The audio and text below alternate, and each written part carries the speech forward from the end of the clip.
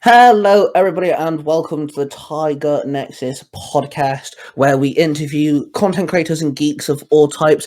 And today, in this episode, in the Nexus, I have a very well-known cosplayer, a very well-known storyteller and story writer. He's a business partner of mine, a very dear friend of mine, and and overall, just a fantastic dude. Welcome, Willie, aka Cosplaydude637.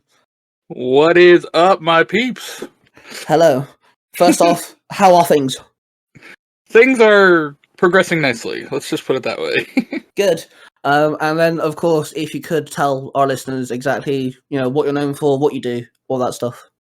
All right, I am Cosplaydude637. I was widely known as a cosplayer because that's what I did on TikTok for the longest time, and now I am also a storyteller because I've begun making podcasts.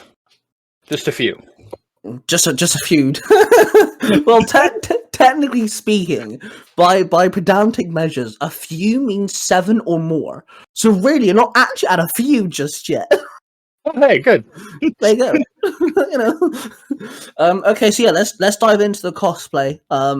What would you call yourself, like, how do I word this? Would you call yourself like a professional cosplayer? Would you like, how much time do you actually have put into your cosplays? Because some of your cosplays are phenomenal. So, like, would you call yourself a bit of an amateur, or would you call yourself a bit more than that? I'd class myself somewhere in between amateur and professional, because I'm no professional, that's for sure. I don't put that much effort into it. But I am not an amateur either, because I have been doing it for a while. I do know what I need to get to make things, and yeah. So, okay, you don't have to list all of them, because I do know you do have a few, but could you list just like some of your most popular cosplays that you've done? I have 31 that I have done now. No, 30. Damn, 30, jeez. Yeah. Well, like you have pointed out, though, a couple of those are double set, because I have both Kiritos from SAO and ALO. I have Sora from Kingdom Hearts 2 and 3. Those are pretty popular. Of course, Luffy from One Piece. My Red Ranger, which my loving wife just got me a new costume for Christmas, so I was so ecstatic about that. It's like a full costume. Yeah, I've seen. It's really cool. Let's see. Who else is really popular? I just got the Doctor. I just made him. Thanks to the Red Cornish Ranger. It was actually more his idea than mine, but it worked. But that's the great thing about cosplay is it can be a collab, It doesn't have to be exact. Yeah, exactly, yeah. See, I think one of the reasons why you get a lot of traction as well is because you don't just delve into one genre. You've just listed anime characters, video game character, a character from a kids show, and then a character from a very well-known British TV show. So you've delved into all sorts of genres as well, not just sticking to you're not just an anime cosplayer. You delve into all sorts, which I think brings a lot of people to you. Thanks for listing that off, because you just reminded me Nightwing. So, my comic book character. Yeah, there you go, and comic books. So, yeah, I do kind of mess with everything, don't I? You have dabbled in all ponds, and I think that kind of brings different fans to you, because there are fans of people that only cosplay superheroes, for an example, and look out for superheroes. So when they see you Nightwing and Gambit, because you do Gambit as well, thank you. There you go. See, I know this man better than he knows himself. Why? So I feel like a lot of people will find you a bit more entertaining because you delve into so many. When it comes to cosplays, we're in February recording this, beginning of 2024. Do you have plans between now and the end of the year for more cosplays or doing stuff with your cosplays? Yeah. The Doctor one was actually just kind of impromptu. I had wanted to create my own Doctor. Well, back up a couple of years. I had made my own Doctor a long time ago, before TikTok was even out, when I was doing this back on Instagram. But the jacket that I used for that Doctor had become my Kirito jacket. So I didn't have it anymore, and I wanted to bring the Doctor back, especially after meeting Mark and seeing his Doctor. I wanted to bring my Doctor back, and he's like, well, I envisioned, because he's doing a story about two doctors, and he's like, I envisioned your doctor wearing red and a leather jacket and jeans. I'm like, wait a minute, I have all that. I'm like, Yeah, I have cool. a door to it? And he's like, yeah, go for it. And so my doctor was born. No, my next big one that I want to do, so spoiler alert, if my son is listening, which I know he is, because he's in the other room, is Kakashi. Oh, that's cool. Yeah, that's my next big one, is Kakashi Sensei. Because he's always getting cosplays for me. Like, he's my Zoro. He's got Weiss that goes with my Shiki from Eden Zero. And it's 12 o'clock because the fire department's going off. So he's always getting cosplays to match ones that I have, so I wanted to do one for him, and he has Naruto, so I was like, okay, I'll get a Kakashi. It's absolutely insane that you mentioned this. So, I've just started off doing this cosplay stuff. Thanks to yourself and Mark the Corner Stranger. You know, you both kind of give me some confidence and things. I'm kind of dabbling in the whole, you know, what I have in the house, what can I buy little things of, and I'm now up to 2 characters on TikTok. Within the next 2 to 3 weeks, 4 characters on TikTok, and my 5th one, which will be a full actual anime character, is going to be Sasuke, because I already have his sword. I've had his sword for years. Yeah, I remember you telling me that actually. No, So you say it. I may not do the wig thing, only because, like, no offense, it's not going to suit me, but I'm definitely going to do, like, from the neck down or Sasuke from the Shippuden one, because I have the sword that goes with it. So, like, we could easily do some, like, cool TikToks with Naruto and Kakashi and shit. That's the Naruto he has, is Shippuden Naruto. Yep. So, yeah, we could definitely do all 3. Kakashi doesn't change. No, yeah, he literally does. Well, I don't know, that there is some stuff in between Naruto Shippuden and Boruto, but, like, his clothes don't really change other than something that goes over his outfit. Other than that, it doesn't change. For the most part, he stays the same. So. Yeah, he just stays the same. So when it comes to cosplaying, you said that your son cosplays. Your wife also does a few things with you as well, doesn't she? Yep. She kind of joins in. What's it like having, you know, not just yourself cosplaying? What's it like having your family join in? Expensive. No. That's the best response ever. Just expensive. You didn't even think it's expensive. It's fun because it gives us all something we can do together. I kind of wish I got into this cosplay, like TikTok, as heavy as I did later or earlier in my parents' life, because then I could have got the other kids involved, but TikTok wasn't a thing, so. Yeah. But having Xander involved, it's a lot of fun. And having Rita involved is just a dream come true, because it's what I've always wanted to do. Is like, I'm always pestering her. Well, if I get you this one, we could do this. She actually surprised me, because she bought the Nami on her own. She came up with the idea to get the Nami on her own. I was like, oh my god. So when it comes to the cosplays that you guys do, you guys have actually gone out and done things locally, haven't you, in your cosplays? Or at least some of them? Yeah, we've done 2 conventions. Wow, cool. One local convention that's here in Iowa, it's like a circuit that goes around different parts of Iowa. And then we did the Des Moines Con, which is kind of a bigger one, and that's where I got to meet Amy Jo Johnson and David Yost. Oh, very nice. Yeah, that one was fun. That's cool. And I learned later, so I'm kind of upset about it now, but I wasn't a One Piece fan when I went to that con. But Luffy's voice actor, Brooke's voice actor, Chopper's voice actor, and I think one other was there. And I'm like, oh my god. Wow. But I wasn't a One Piece fan back then, as Rita keeps pointing out. See, I think when it comes to cosplaying, and we'll dive into the story writing stuff in a second, but when it comes to this sort of stuff, me and you have now been friends for going on 2 years and a bit, I think. Yeah. You know, the Three Ranger Bros have been a thing for almost that same amount of time, and all 3 of us keep advancing our fandoms, our knowledge as well. You know, you've kind of delved into One Piece. You know, Mark's definitely expanded on what he does with Doctor Who and Star Trek and stuff, and we're all just kind of doing it. I think that's one of the best things about this sort of thing is, you know, whenever you become a new fan of something, you can instantly just drive it into, cosplaying and story writing. I think that's really cool. Yeah, it's one of the great things I think about fan fiction and cosplay is the fact that you can just immerse yourself into it. You can make yourself a part of it. And let's face it, when you become a fan of something, that's what you want to do. You want to become part of that world because you love it so much. So, as we're talking about One Piece for a second, let's dive into your many places that you upload and everything. We're going to dive into the first 3, where you only upload one specific story. Let's start off with One Piece then. You are a new One Piece fan.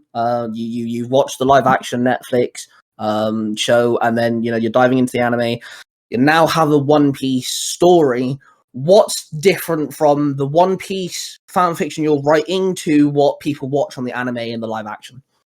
Well, I'm gonna do a few different things. Right now, where my story takes place at, if you're One Piece fans and listening to this, it breaks off from Wano to a whole new universe. So basically, it follows the events up to Wano, and then my story is gonna have a separate universe going on, because one thing we strive here with the Three Ranger Bros Studios is we create our own universes.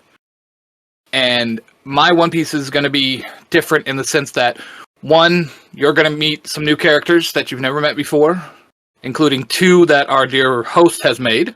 I don't know what you're talking about.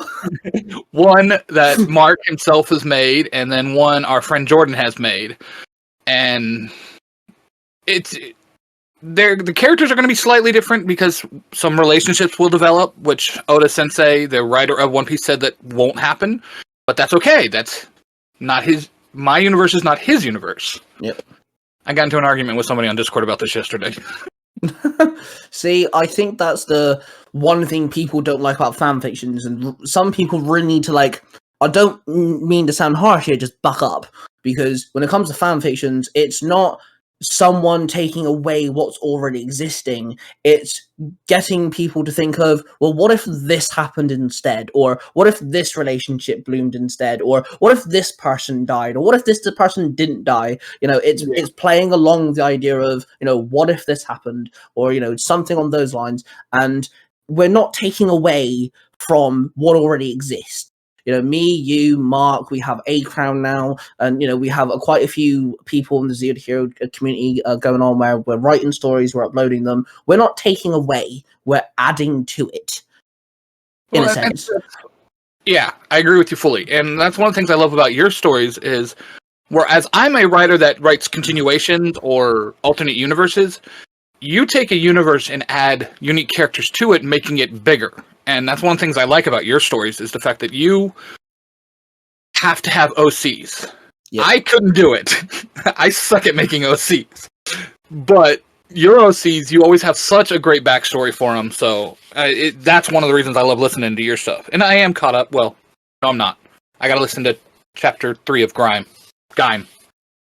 Yeah, so, one, thank you. I'll take that as a compliment. So, funny thing is, you inspire me in the fact that a lot of your stories are continuations in some way or another, whether it's a full-blown continuation of the story, or, like you said, with One Piece, you're diving off at one pinnacle point and then it's another continuation. Because I've now started writing stories where I'm playing around with characters who already exist, and I don't like doing it. Like you said, I'm an OC writer. I love making OCs. I find it so much fun, and I've had a blast. My biggest popular story at the minute is Future Foundation, which is my first story, and it's all OCs and stuff like this. But it's a case of, I've got a Ben 10 story, which I'm playing around with one of the villains, and he's now the main character. And again, I'm playing around with the character that already exists. I've got a Teenage Mutant Turtle story that I'm doing the same thing. So I am still playing around with OCs. There are OCs involved, but the main character, the main story point is a character that already exists. And it's because of you. It's because I listen to your stuff. I'm like, I want to see what I can do because you can do it so well. And, that's one of the reasons why I'm doing it is because of you. Well, I think in our case, me and your case, we feed off of each other in that sense, because there are stories that I want to do because you've done it. Like, I have an idea for a story where what if Donatello was made the leader, not Leonardo? And that was because I listened to your story where Donatello is now the sensei. Yep.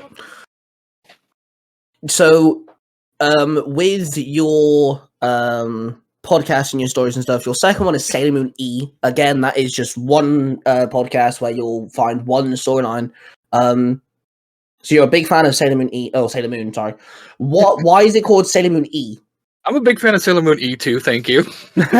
Yeah, so why have you gone with Sailor Moon E and not just call it like Sailor Moon, or why haven't you added a subtitle to it? If you know the Sailor Moon series it's Sailor Moon S, Sailor Moon Super S, and then Sailor Moon Stars. So that's the main four.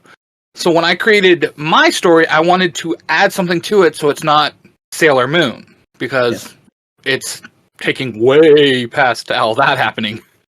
So I came up with Sailor Moon E because the story revolves around Tuxedo Mask, which is the Prince of Earth. So Sailor Moon E, Sailor Moon Earth. That's clever. That's actually very clever. So when people dive into Sailor Moon E, what are some of the key differences between Sailor Moon E story and Sailor Moon itself, or the Sailor Moon series as a whole? Then I shall label it as. What's some key things? Big difference is, again, like I stated, it's about Tuxedo Mask. Most of Sailor Moon was all about Serena and her journey becoming Queen Serenity and all that stuff. This one, it revolves around Darian's past as Prince Endymion. We see four people back that you all thought were dead. The four generals, which you meet them at the very beginning of Sailor Moon, actually. They're part of the Dark Moon Kingdom. Nephrite, Kunzite, Jedi, and somebody voices Zoisite here. Don't know what you're talking about. I brought his four generals back because in the anime it doesn't touch on it, but if you read the manga, the four generals were actually part of Endymion's court. Yep. And I always loved that part. And if you read the manga, they were in love with the Sailor Scouts. So it just, and you know me and couples, yes. So I have this thing where I have to have couples in almost every project I do. No, I'm not joking. For those of you listening, I have a few stories that will bring these up later in Cosplaydude's universes. And every single time that me and him have these conversations, we often, I think it happens like 3 times a year, we'll meet up on a video chat and we'll talk for a couple hours just to schedule and plan stories and stuff. And Willie's always got this one question. So who's going to be the couple? Yeah, he's gonna be the couple, and it's funny because now when I actually make a couple, I'll go to him and go, just so you know, this is gonna have a couple, and I'll get him to guess. So like for example, in Future Foundation, my two main sort of two main characters sort of got together recently, and I said to him, look, Future Foundation, we're gonna have a couple. He did guess one, which if he listens to Power Rangers Vengeful Vanguard, they're actually together in there. But he guessed right the second time, and then he was happy about that. So yeah, I'm always kind of putting couples together, and again, we'll bring more of that up later when we get to those stories. So with the Order, which is the third one I wanted to bring up, this is another podcast where it's all one story. This isn't a fan fiction though, is it? The Order is all your original stuff. Can we get some explanation from you? What is the Order? Okay, the Order is a secret organization that was created by Michael the Archangel to protect Earth from the forces of evil. Vampires, werewolves, demons, you name it. Inside the Order, there is a legend of the Chosen One. One being that will either bring the world into the light or plunge it into the darkness.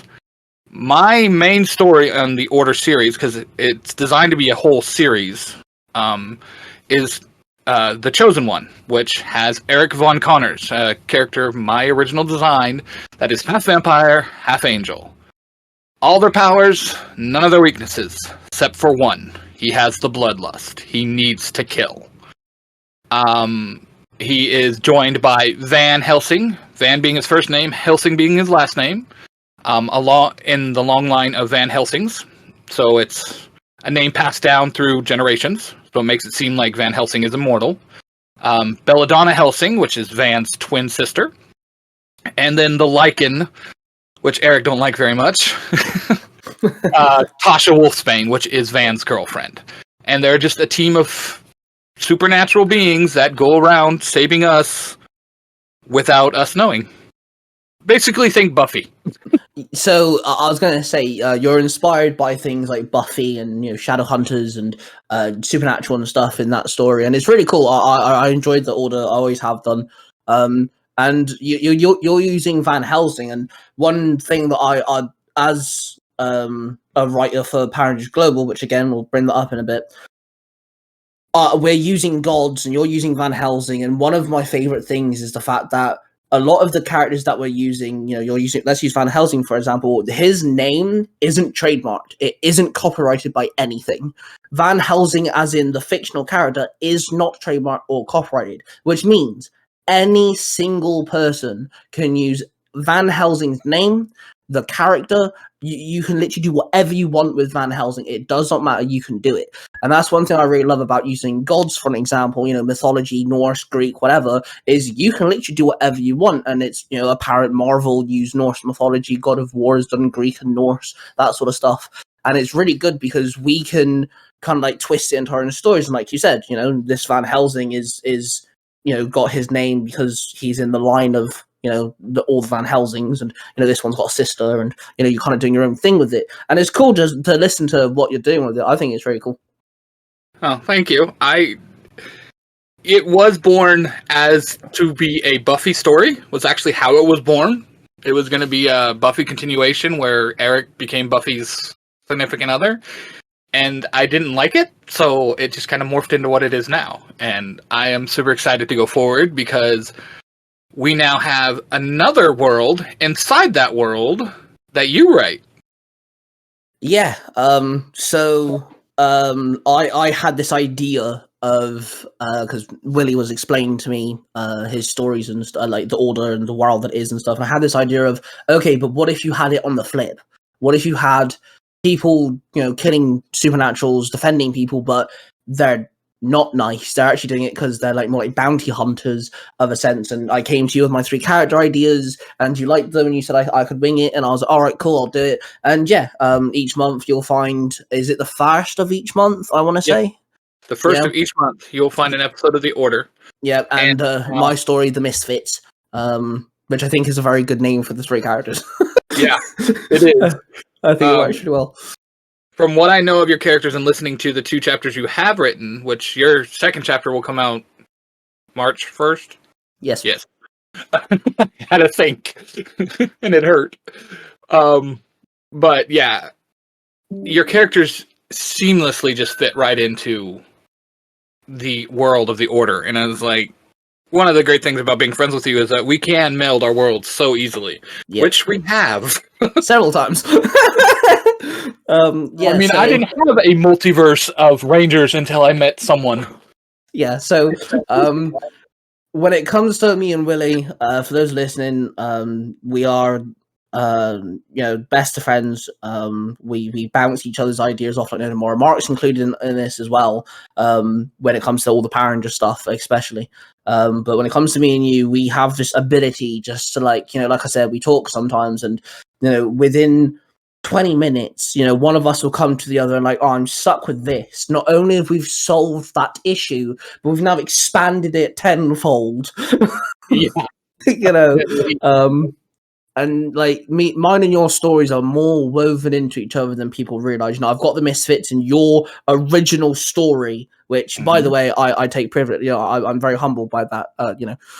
For those who don't know, Cosplaydude637's is actually the reason why I actually upload my stories. I've been writing since I was a kid, and when I saw the fact that he's uploading Power Ranger stories, and I saw people talking about them, I was like, hang on a minute, people do this? Like, this is weird.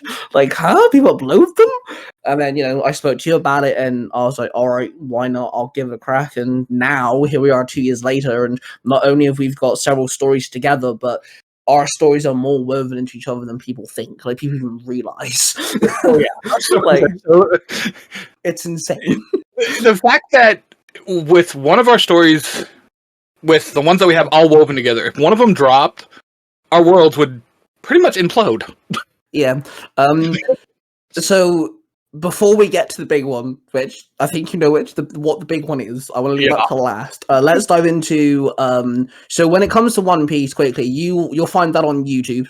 What is the actual YouTube channel called? One Piece, the audio drama. Yep. So that's three of your stories: Sailor Moon E, The Order, and One Piece audio drama. Sailor Moon E and The Order is a podcast, so you have to look them up on your podcast, your favorite podcast channels. Yeah, so like Spotify, Apple. Yeah, that sort of stuff. I think I'm even on Amazon now. I'm not sure. I'd have to. Look, you Mr. Fancy. I think I got to know about it one day. So let's dive into the two channels. Well, one's a podcast, one's a channel, where you kind of just upload a mixture of stuff. So let's dive into Storytime with Cosplaydude637, which is where you kind of started everything. That's kind of where like everything kind of started. How did you actually come to start uploading everything onto, how did Storytime with Cosplaydude637 even begin? Well, like you, I've been writing forever. So, and I love telling stories. I love getting people's reactions to my stories. And I met Mark on TikTok. No. Did I meet him on TikTok? No. I met him on Eternal Rangers Discord. And we got to talking, and I was talking about how I wanted to make a podcast because podcasts have become popular now. It's a big thing. And he's like, "Oh, I got these guys you should talk to." Sent me to Jim. And now which got me involved in the Zero to Hero. And they helped me create Storytime. And originally it was just going to be Storytime with Cosplaydude637. All my stories were going to go on there. But then it got to be too many. Yeah. So right now, Storytime is going to consist of Shadowhunters. So that is a book franchise, which not a lot of people know about it. Sword Art Online. Again, it's a continuation story. What else do I have on there now, Ty? Okay, is your My Hero Academia story on Storytime? I believe it is. X-Men? I gotta pull up my list now. X-Men is going to be on Storytime. And I believe it's My Hero Academia. I think it's those four. Yeah, I believe you started off with those four because you said to me anyway that if you ever wanted to add something else, you'll figure out a way to like kind of cycle them. So for the first, like for an example, the first several uploads you'll have a set schedule of these four, and then when you want to upload something else, we'll just like switch them around a bit. So like everything kind of gets a chapter every now and then. I pulled up my list. It's actually Kingdom Hearts is on there too. Yes, Kingdom Hearts. Truth. So are they all continuations or are they all a bit different? No. Yes, all continuations. So Shadowhunters, it actually picks up after the last book set that's called Dark Artifices. I hate that word. Artifices? Yes. So it picks up after that. So Jace, Clary, Izzy, Simon, Alec, Magnus, they're all a little bit older. They're more in their adult age, and it's designed to follow a younger group of Shadowhunters, but still being trained by the older group of Shadowhunters. Yeah. SAO is a continuation. It takes place after Alicization, or Underworld. Underworld, excuse me. Because Alicization's before Underworld. Kingdom Hearts Light of Truth. I started writing it after 2, but I've since altered it, so it's kind of after 3. Fair. X-Men is based off of the 90s cartoon X-Men. Yep. And My Hero Academia is based after Deku is the actual number 1 hero now. And he's coming back to Japan because he did spend some time in America like his idol. Yeah, I think the only one that I'm not up to date with is Sword Art Online. That's only because I'm not up to date with the anime, and like I find myself very like, sort of thing. Like I haven't watched all of My Hero Academia yet, but I do know a lot more. Like I know what's coming up, and I do know a lot more than I've watched. So with Sword Art Online, I'm a bit like lost half the time. That's the reason why I'm not fully up to date. But yeah, what I've listened to of your stuff on Storytime, again, it's all fantastic. I think the one I'm most intrigued about, but I think I'm most intrigued because it's the one of the stories you really haven't touched upon is X-Men, because you're kind of, yes, it's a continuation of the 90s cartoon, but you're kind of doing your own thing with it, and it's a case of like, I want to know like what's going on, because you centered it around Gambit, which is also one of your favorite X-Men characters. And yeah, I'm just more intrigued about that. I want to know what happens. So X-Men, it was actually originally going to be called X-Men Wildcard, because I was going to create a team that's basically, think of Young Justice, how they're a stealth team. That was what it's going to be. Xavier comes to Gambit and Rogue and be like, I want you to build a team that can go on missions undercover. So we'll have the A team that is the public eye, and then I'll have this team that can be more stealthy. And I figured that's perfect for Gambit, knowing Gambit's background. Yep. And I have, like you said, I have several favorite X-Men, which are all on this team. And I may make a few people mad with the ships that I do on this team. See, that's the, like I said before, is the perfect thing about fan fictions is, like, you know, you can put two people together. You know, there are some fan fictions out there that do kind of like, you know, are kind of stupid stuff. When you take this stuff seriously, like me, you, Mark, A Crown, you know, other people that we know that kind of do fan fictions and stuff, you know, yeah, we're gonna do something that some people may like, and we may do something that people may not like. That's the wonderful thing about story writing. Yeah, it when you're passionate about something, you can tell, and the four of us for sure are passionate about what we're writing. Yep. So yeah. And we will actually see characters that you brought in that I created that are OCs in my X-Men story too. Yes, very true. Yeah, because remember, Alyssa and Jimmy are going to be in my story too. Yep. So with so you have story time, and that's the beginning of everything. And now, obviously, you've kind of spread everything up away from each other, which I know a lot of people, you know, I've got 4 Tiger Tales channels, which is about to come 5. And I think when it comes to Mark stuff, it makes sense. He's only got 1 at the minute because he's only got 1 story. But if he ever did want to separate the comic book adaptations to his Power Ranger stuff, I think that would work too. But when it comes to me and you, especially, we have so many different stories, you know, and we can kind of categorize them, air quote. So having different places to upload them, you know, you've got different podcasts, you've got 2 YouTube channels, all my channels are also categorized. It just makes it a little easier. I don't know if you agree with that. Not only for us to, you know, categorize them where they're going, but for also listeners. You know, for example, I have a Tiger Tales Game Over, which is where you'll find all my video game related stories. And I did that because, one, I'm a huge gamer. I have a gaming walkthrough channel and stuff. I've been a gamer since I was a kid. My son's just gone into gaming, etc., etc. And I wanted a place where gamers could go to listen to fan fictions about some of the games they're into. But I didn't want them to cipher through all the Power Rangers and all the Marvel and all the DC stuff. You know, I wanted one place. Yeah. Well, I think it's good for our listeners too, because they don't have to cipher through it all. Because let's face it, if I'm scrolling and scrolling and scrolling, eventually I'm just going to be like, okay, I'm tired of scrolling and go find something else. Yep. Here, at least, which you have it dedicated to, like, all your Power Rangers and Common are on one. Same thing with me, your gaming.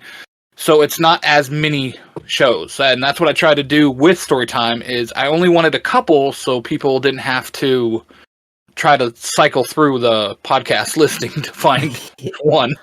Yeah, especially when, you know, you have a schedule of some kind, you know, you don't upload all the time. And so, you know, there will be times where you've uploaded a certain amount of chapters of some story, but like I said, you know, you haven't done much X-Men. So now that we're talking about X-Men, someone might want to listen to X-Men, that they might have to scroll down a bit, but at least they won't have to scroll down so much before they find it. You know, they're not going to be here for hours.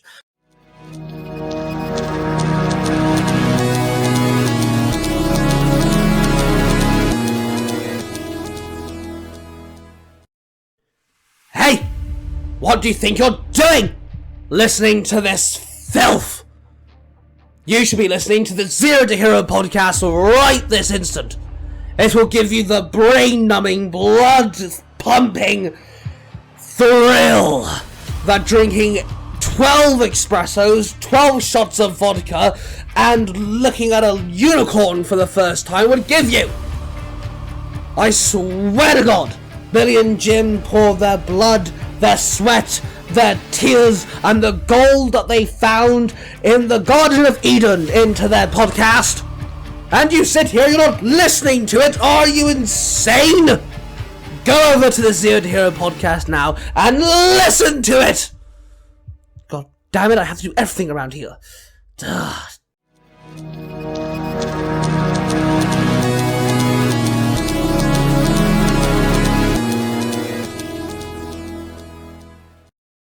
So your other one, your YouTube channel, Nostalgia Time. I want to dive into that real quick. What was the plan? You know, what was the idea behind the Nostalgia Time YouTube channel? It was born twofold. One, because of you, because you do so many YouTube channels, and I wanted to play with YouTube too. So I was like, hey, my brother's doing it. I need to do it. And two, I wanted to put out more stories, but I, again, didn't want Storytime to get so bogged down that it was just out of control. So I looked at all the stories I was doing and wanted to do and was like, well, these stories are my past, my happy place. These were nostalgic to me. So I was like, well, why don't I just create a channel that's nostalgic? And then, of course, I got you guys involved in the voice acting and the different stories for it. So I was like, it can be a whole thing of nostalgia. Yeah, I like that because the stories that you've done so far and what like you've spoken to me and Mark about, the stories that you plan on doing and stuff, there is a lot of nostalgia for some people. So I wanted to bring up He-Man because that's one story that you're doing on Nostalgia Time. With He-Man, it's not a continuation, is it? You're kind of like a retelling. Yeah, you're kind of like retelling the story. And again, that's one thing I love about fan fiction is, you know, we can get stories and we can retell them, and some people get annoyed at that. And my answer to people getting annoyed at the fact that, you know, fan fiction writers are retelling stories is, you know, there are movies that have comic books, there are movies that get TV shows, there are TV shows that get movies, there are remakes of films and games and stuff that are retellings of the same story. Yeah. They're literally, you know, main media does it more than we do. You know, and so like Superman, they tell that story over and over again. You know, look, I was about to bring that up. Look at Spider-Man, Batman, Superman, the big time, you know, the two biggest superhero on the planet is Superman and Spider-Man. They are the two biggest, most money-making superheroes of all time. And then Batman kind of has a gray area in between. And those three have the most retelling movies, games, animated shows of all time. Yeah. You know, and we're doing the same thing. Sure, we just don't have a multi-million budget behind us. That's the only difference. He had a computer hoping that somebody listens to it. Exactly. So what sort of stories can you find on Nostalgia Time? So, of course, we have He-Man, which is, again, a retelling. It's more of a modernization. I wanted to do it where it was more in modern times. So He-Man Adam couldn't walk around with a giant sword on his back. Which I like the way that you did that. Can you just quickly explain, you don't have to want to, but can you quickly explain how you do the sword? I really like the way you do the sword in your He-Man retelling. So the sword is actually a necklace that he wears around his neck, that was given to him by the sorceress. So he rips the sword off, holds it up, it transforms into the sword, and then he yells his famous phrase. So yeah, that was, again, because I wanted... he can't walk around with a giant sword on his back. It would just get him arrested. I just love that. I think that's such a clever way of doing it. I'm kind of a sucker for an item turning into a weapon, or a weapon that's concealed by something. I'm kind of a fan. And so the fact that you have a necklace that turns into a sword goes right into that. I was like, yeah, that's really cool. Okay. And then we have Ongoing Mission, which I would classify it as an OC story. Yes, it takes place in the Star Trek universe, but it doesn't have any of the main Star Trek characters in it. Yep. Well, yet. There's a story coming up that we go to DS9. But it's not about them. It's about a whole different crew, a whole different ship. Yep.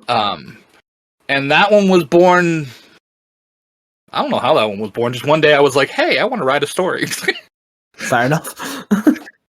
No, I think I was watching... oh, God. Prodigy? Star Trek Prodigy? Yep. The animated one. And I was like, man, I love Star Trek. I really do. I've been a huge fan for a long time. Why have I never written a story?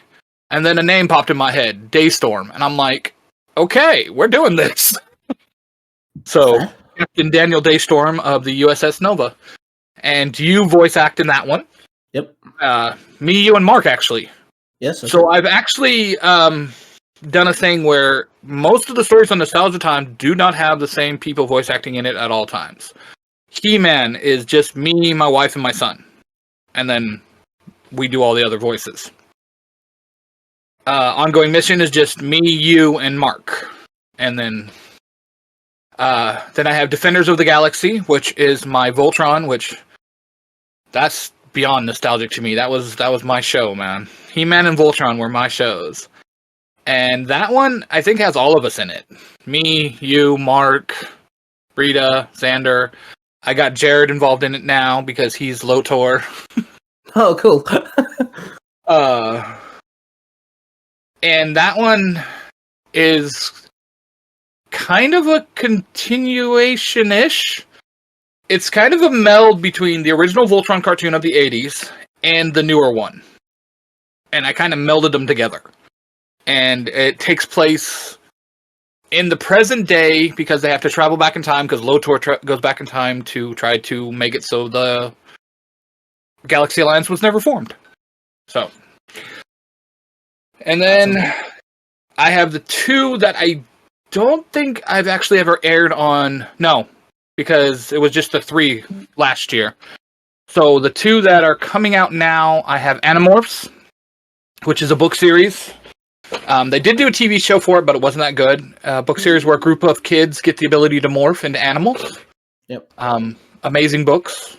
Love them. If you haven't read them, please go pick up a book because they're amazing. And then, of course, Digimon. And I had this Digimon story lying around, but then somebody I know very, very well came out with a Digimon story, so I was like, you know what? I'm doing it. Don't know what you're talking about. In your throat there, Ty? I don't know what you're talking about. No idea. But yeah, when it comes to Nostalgia Time, you've also kind of opened your doors to me and Mark. Me and Mark have also got plans for Nostalgia Time. I'm going to be dedicating a month this year where on Tiger Tales, I'll be uploading it as well on Tiger Tales, but it'll be basically for a whole month. There'll be a good couple, we're talking 8 to possibly 15 chapters that get uploaded to Nostalgia Time as well, because, I'm the youngest person in the Free Ranger Bros. There is, an age gap between me, William, Mark. Mark and William more closer in age than I am. So for me, nostalgia is a different set of generation, there's a different set of stuff. So between me and you uploading on Nostalgia Time, we're now broadening the horizon of what's nostalgic to people. And, for me, it's stuff like Bakugan and Pokemon and Digimon. There's things like I'm going to be doing one where I'm kind of doing a kind of like a sequel to Shaolin Showdown, which was a fantastic cartoon when I was a kid. I absolutely adored that, and things like this. So between me and you, we're definitely going to kind of broaden the horizon of the word nostalgic, which I think is actually really cool. Yeah. And that's what I wanted long-term for the channel anyways, and as I explained to Mark, because Mark was having a hard time coming up with an idea for it, it does not have to be a cartoon. It doesn't have to be an anime. I'm doing book series. It can be a TV show. Whatever makes you nostalgic, you personally, that's what I want on this channel. Well, yeah, because like you said, you mentioned book. You've got Animorphs, and to tell the absolute truth, I've actually been kind of like racking my brain of, there's actually a few book series I'm a huge fan of, and I've actually been kind of like dabbling in the idea of maybe doing some stories where I'm actually taking books and writing fan fiction on them, because the fan fictions that I do are TV shows, video games. You know, obviously a lot of my, like Willie's already mentioned, a lot of my stuff is OC related. But I haven't touched books yet. That's the one thing I haven't done. None of my fan fictions come off just books.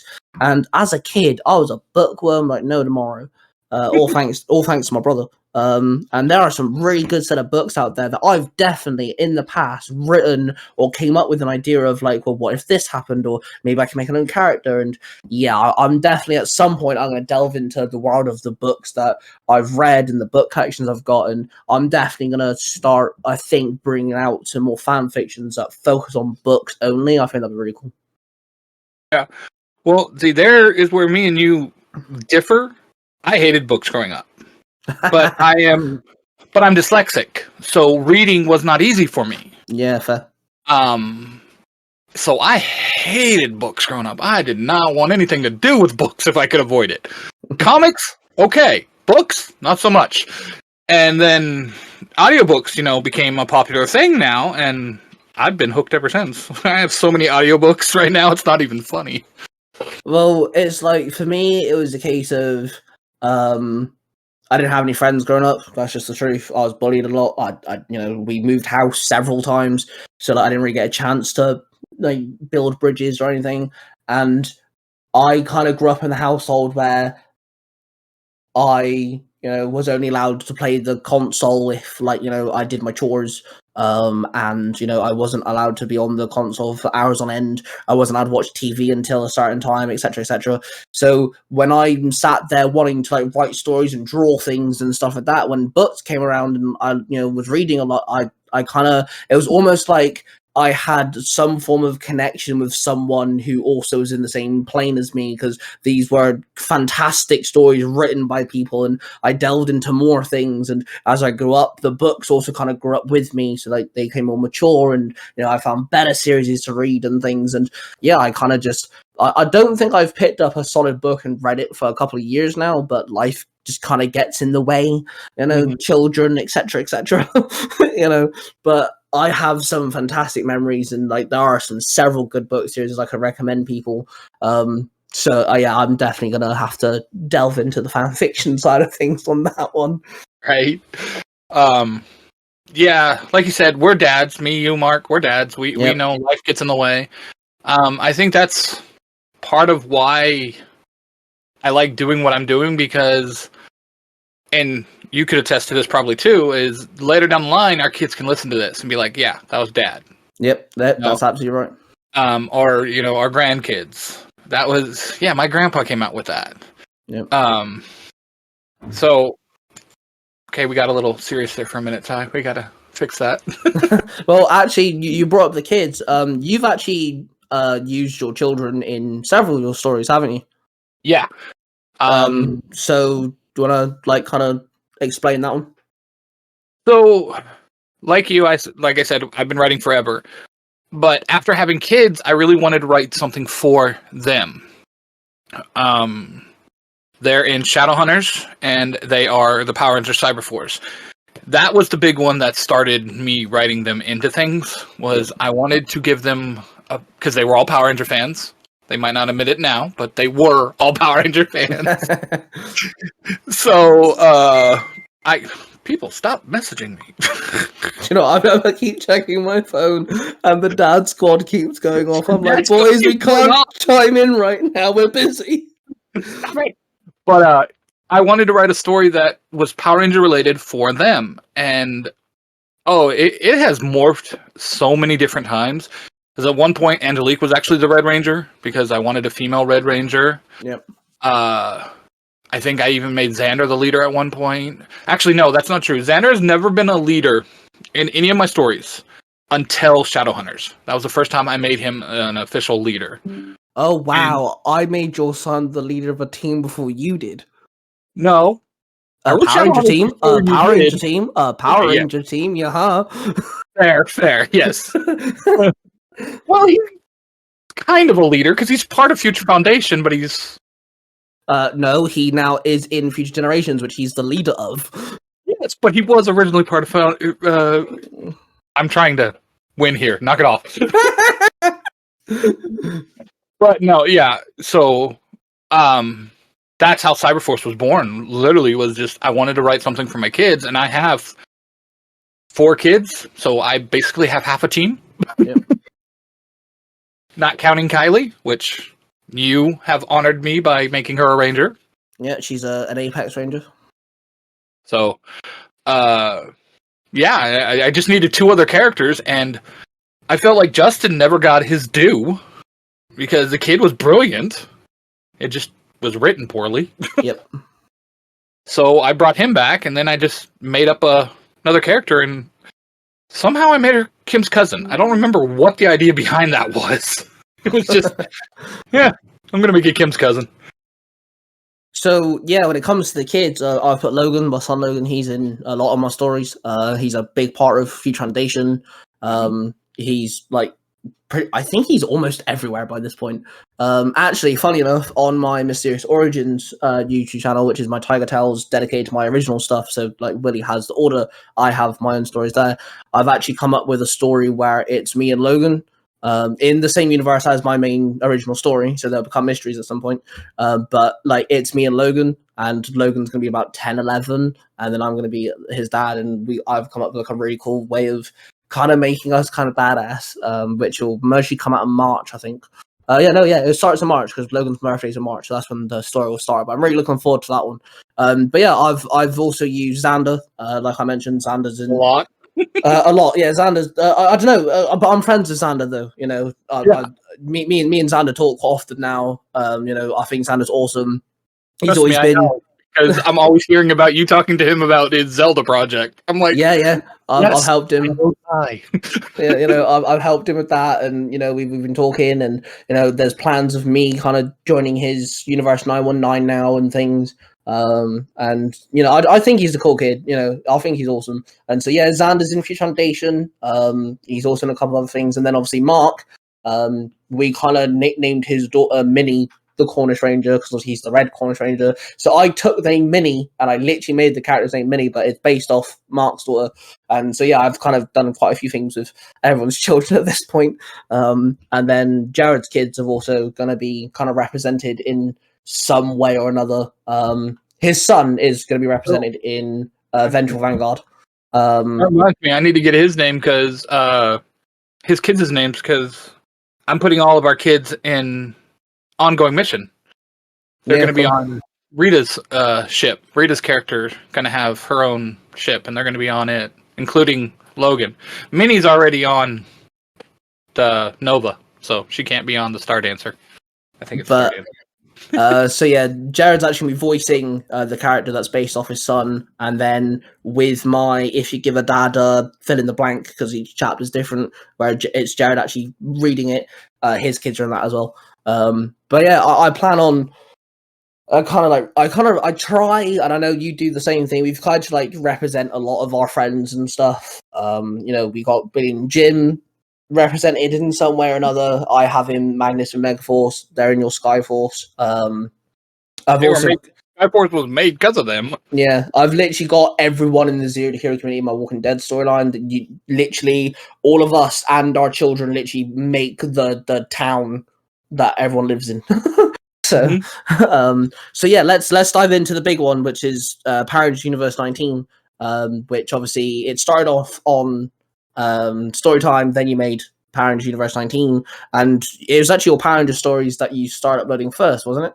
Yes. Yep. Because of Zero to Hero, you know, most of us there were huge Power Ranger nerds. So. Yes. So yeah, let's dive into that. Let's start off with Ultra Rangers. I think that's a very important one. Very first one. Yeah. So what is Ultra Rangers? All right. Nothing because of me, by the way. Yeah, no, nothing at all because of you on that mess. Ultra Rangers is basically again a continuation of the original Power Rangers, the original 6: Jason, Zach, Billy, Kim, Trini, Tommy. Did I miss anybody? Zach? No? I said everybody. Yeah. They all have new powers, more powerful powers. Thanks to somebody, we came up with the idea of a whole new grid. Uh, and but that one was created because I wanted to bring them back. The original 6 are my favorite. MMPR is my series. It's the one that got me hooked on Power Rangers. I wanted to bring them back, but I wanted to make them more powerful than just any old Power Ranger. So, hence the Ultra Rangers and the Ultra Grid. And then, again, I have to have couples. So I had to create 2 more Rangers. And I had to find a way to make them apply to the Ranger rules that somebody in this darn interview came up with, or helped me come up with. And hence Haley and Cece were born. So there are 8 Ultra Rangers in the main story, but there's actually 10. And I will let Ty explain the other 2. Yeah, so the other 2 are Adam. He comes back and becomes an Ultra Ranger, but with Adam, he goes to Power Rangers Foundation, which takes place in Universe 113. That's where like his story kind of starts off with. And so, yeah, he does help out the Ultra Rangers whenever Willie wants him there, but he also goes back to Universe 113 because he's kind of like their mentor in a sense. He kind of is their peace of mind. He's there kind of like common ground when they need it, because they're all still, Future Foundation plays off the teenagers of attitude sort of like trope. So they're all teenagers. They're all still learning. So Adam's there foreground. And then Aisha came back and became an Ultra Ranger. And with Aisha, she's off in a very secret, closed off dimension, and she's training a multiversal group of Rangers who are basically a fail-safe just in case things go bad. Yep. I think I explained that the best way I could. Well, you did. They left it vague enough for people to go listen. What? Yeah. And then Power Rangers Cyber Force came after that. Yep. Which is also, as we said, is about your kids. That one.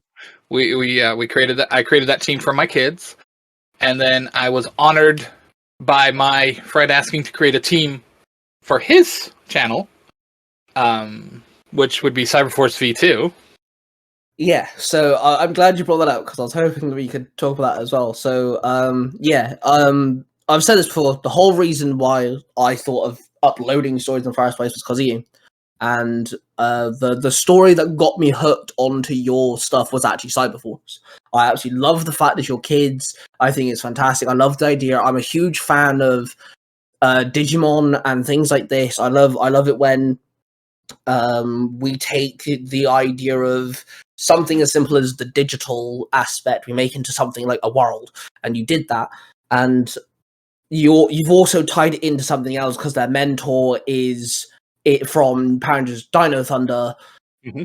Yeah, it's a woman behind the chair, in the computer chair, and she's still the woman in the computer chair, but she's now the mentor. And again, the way that you connected it was just fantastic. I absolutely loved it. And then me, the 3 Ranger Bros have a saying that my mind can run a mile a minute because I can just get an idea and I can spread it across 10,000 pages. Like 10 miles a minute. Yeah, exactly. And so I came up with an idea. I was like, yeah, but what if they lost? Like, holy crap! What if the bad guy Stingnet actually won? Like, holy crap! So within an hour, I think I came up with this idea. I presented it to you, and I wanted it to do it because you're the reason why I'm uploading stories. You're the sole purpose, and I wanted it kind of like honor you in a sense. And it started off, and if you actually go back and listen to the first, 8 to 10 chapters or something, I actually started by saying it's a fan fiction of a fan fiction, because that's what it was. I actually flipped the universe. It's Universe 91, which if you flip back, it's Universe 19. So I even flipped the universe number and stuff, and then over the course of the last year, it's no longer a fan fiction of a fan fiction because by story, canon, they're actually linked now. And as I'm going to sound like a proper fanboy here for just 10 seconds, but the fact that my story, which I started because I'm a huge fan of your story, which are now connected, just blows my fucking mind. Yeah, but when you came at me with the idea, I was like, because I remember I was talking to Rita about it, and it's like, he wants to write a story about Cyberforce, and she's like, okay, what's wrong with that? And I was like, nothing, I don't understand. It's just a story, it's not that good. And you're over here fanning over it. I'm like, okay, I'm confused, because that was the first time I really had a reaction like that. And because, again, as you know, we're YouTubers, we're podcasters, we don't really get to see the reaction people have. They might leave a comment, most don't, but you don't get to see the reaction, and to just see your passion about Cyberforce, I was like, wow, okay, I'm a little taken back. So, but then I was like, oh wait, I have these 3 characters that I never used. I originally designed them for Cyberforce, but then I scrapped them. And I was like, here, use these. Which got turned into seasonal bad guys for a little while, but they're part of the team now. But yeah, and I just love the story. So as you continued it, I was like, let's just make it one thing. And I mean, before that, we had already started linking all our stories, so it just made sense. Yep. Excuse me. And yeah, the great thing is I'm not going to say how they're linked because I'll let people go listen, but the way that they're linked, it allows us both to write our own stories, but then also at any point we can just go, yeah, I kind of need Xander for Universe 19 in this chapter. Why not? Oh, you can sit there and go, I need Ace. I definitely think with we both have unwordingly said that the end is going to be this major collab. Yep. The way they're connected, it has to. Yep. The way that it end, because the way they're connected, yeah, it'd have to be like just one big thing. But it's just, I just love the way that we did it, and I think that's another reason why like the Misfits kind of also exist as well, is because I was such a good big fan of the Order, and I was like, well, that is your original story. I'm not gonna touch that, but I thought maybe I could just have a little slither somewhere else, and that's where the Misfits kind of came from. We didn't touch on it when we talked about the Order, but that just reminded me, I wouldn't have started posting the Order if it wasn't for you, because you started posting your original story first. Yes, I did, yeah. And I was like, you know what? He's doing it. Okay. I can have the confidence to put my original stuff out there. Yeah, I'm actually looking forward to this year because in February I have 2 chapters of my book coming out on Mysterious Origins, and then in March I'm kind of branching off with this new father-son storyline. In April I have one big one-off story which takes place in the same universe as well. So I'm really looking forward to diving into more original stuff this year. That'd be cool. March's chapter you have not heard yet, because I originally last year I'd only got 1, 2, and 3 out. Yeah. So this is from here on out. It's going to be all new for everybody. Yep, I'm looking forward to it. So yeah, with Power Rangers Universe 19, you've got Ultra Rangers and Cyberforce, and then you've got Skyforce, which is a bit different to the other storylines. In the sense of, actually, I'll let you explain why is Skyforce different to the others. Skyforce was created because I wanted to introduce every member of the Zero to Hero leadership, I guess you can call it, as a hero. Now, granted, I wrote this before you had joined us as one of the leaders. And I had this old Power Ranger story tucked away in a corner that was based off of Jetman from Super Sentai. And I was like, let me work these guys in. So literally Jim and Billy from Zero to Hero, Ben the Baker Ranger, and the late great Sam became Rangers because I wanted to put them in a story.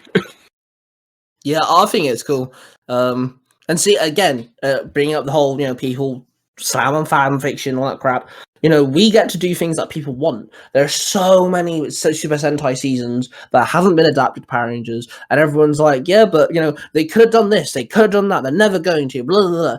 Yeah, well, there's someone over here literally adapting Jetman. And what me and you do, because we'll talk about the non-Ranger shows, I'm sure, here in just a second. Yep. we're taking just the concept. We're not taking exactly what happens. Yes. So we're using the powers, yes, but not exactly how they use them. Not exactly. And now I've gotten to the point where I'm not even using the monsters anymore because you've inspired me to, make my own monsters. Since that fight we had a while back, that was a doozy. I think that was the first time me and you ever fought like that.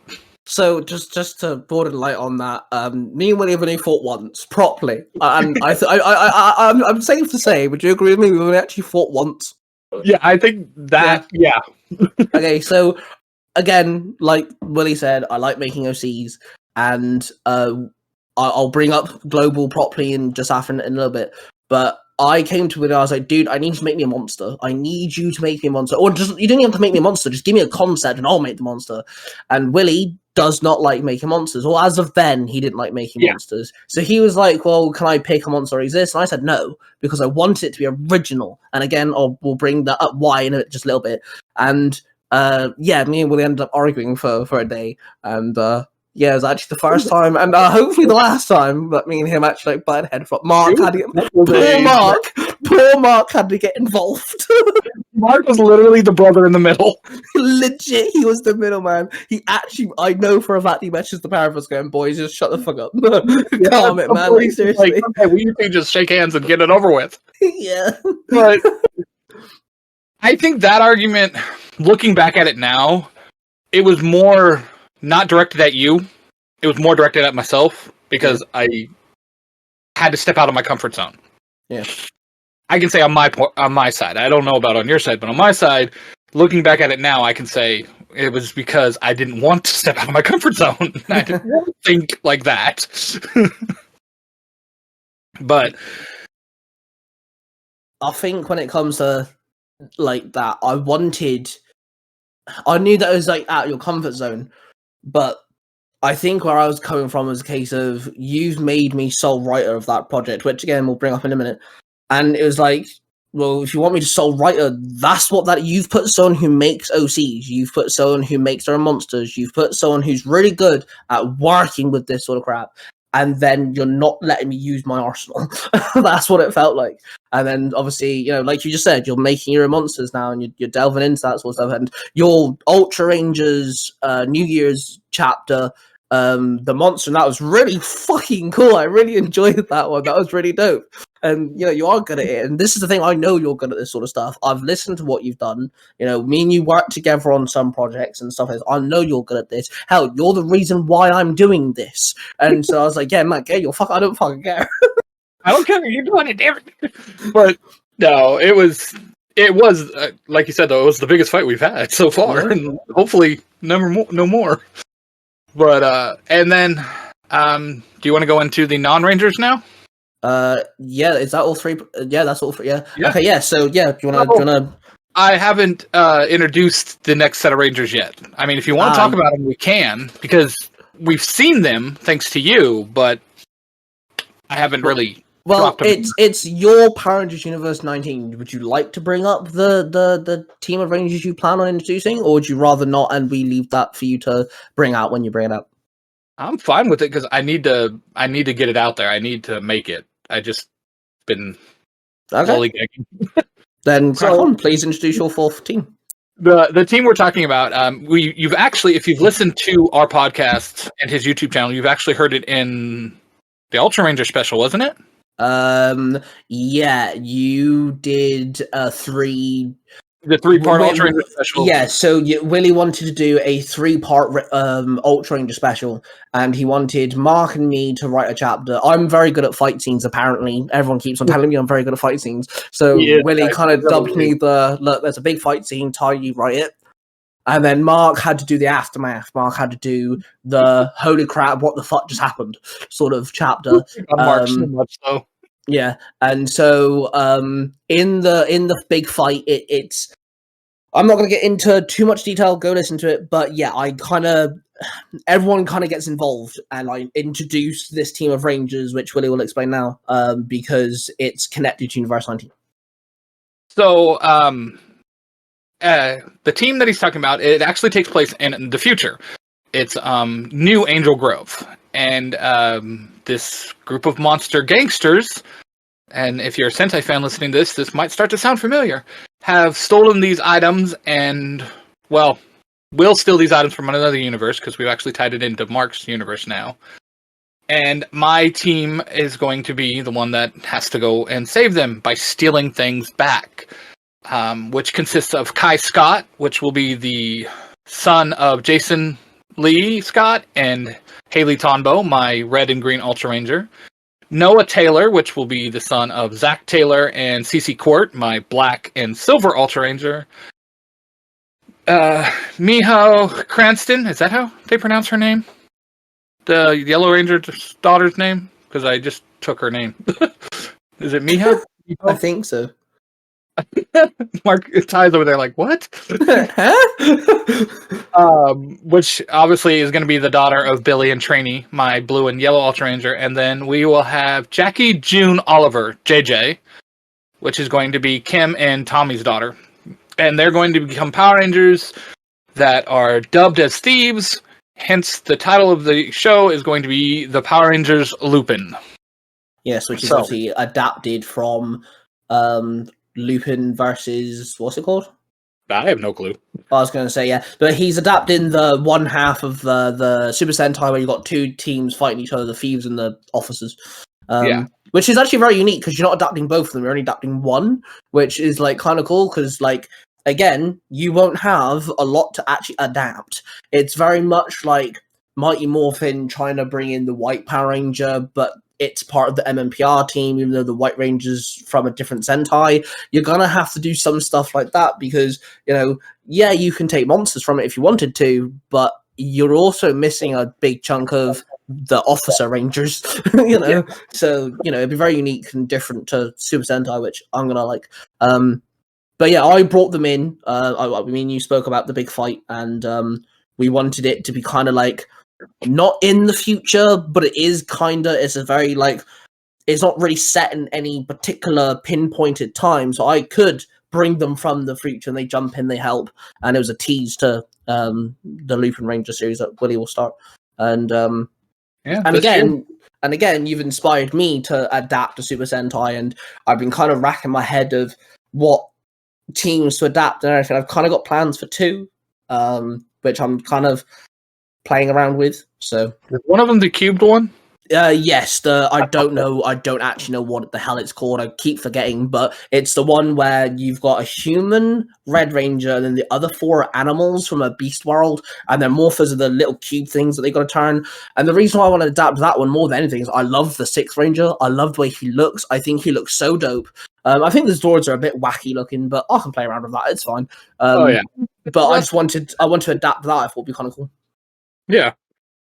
No, and I think with Lupin Rangers, I'm going to do it a lot more similar to what you do, is where, yes, I have their powers, I have their morphers, and I have the big bad, which is the gangster crew. Yep. But everything else is going to pretty much be original from there on out. So my own monsters, that kind of thing. So as we're talking about adapting stuff, let's dive into the other thing that you can find on Power Rangers Universe 19, and that's Kamen Riders. Kamen Rider. So, how did you start adapting Kamen Riders? Well, I was a fan of the old Kamen Rider Dragon, I think it was called. Yeah. I was a huge fan of that, and I thought that was so cool. Wasn't a huge fan of Mass Rider. I mean, in my opinion, they could have done the story better of Mass Rider. Agreed. But I was a fan of the Mass Rider because he was in Power Rangers, and then I found Kamen Rider Dragon, and I love that. So I was like, you know what? I want to do some Kamen Riders, and I started watching Kamen Riders with subtitles, and fell in love with these three that we're about to talk about. And I was just like, well, let's adapt them, let's bring them, and I needed characters for some of the leaders from Zero to Hero, so instead of them being Rangers, they became Kamen Riders. Which we have Kamen Rider Wizard, is based off of Jacob, our Iron Avenger. And that one, I just like the story. I just think it's cool.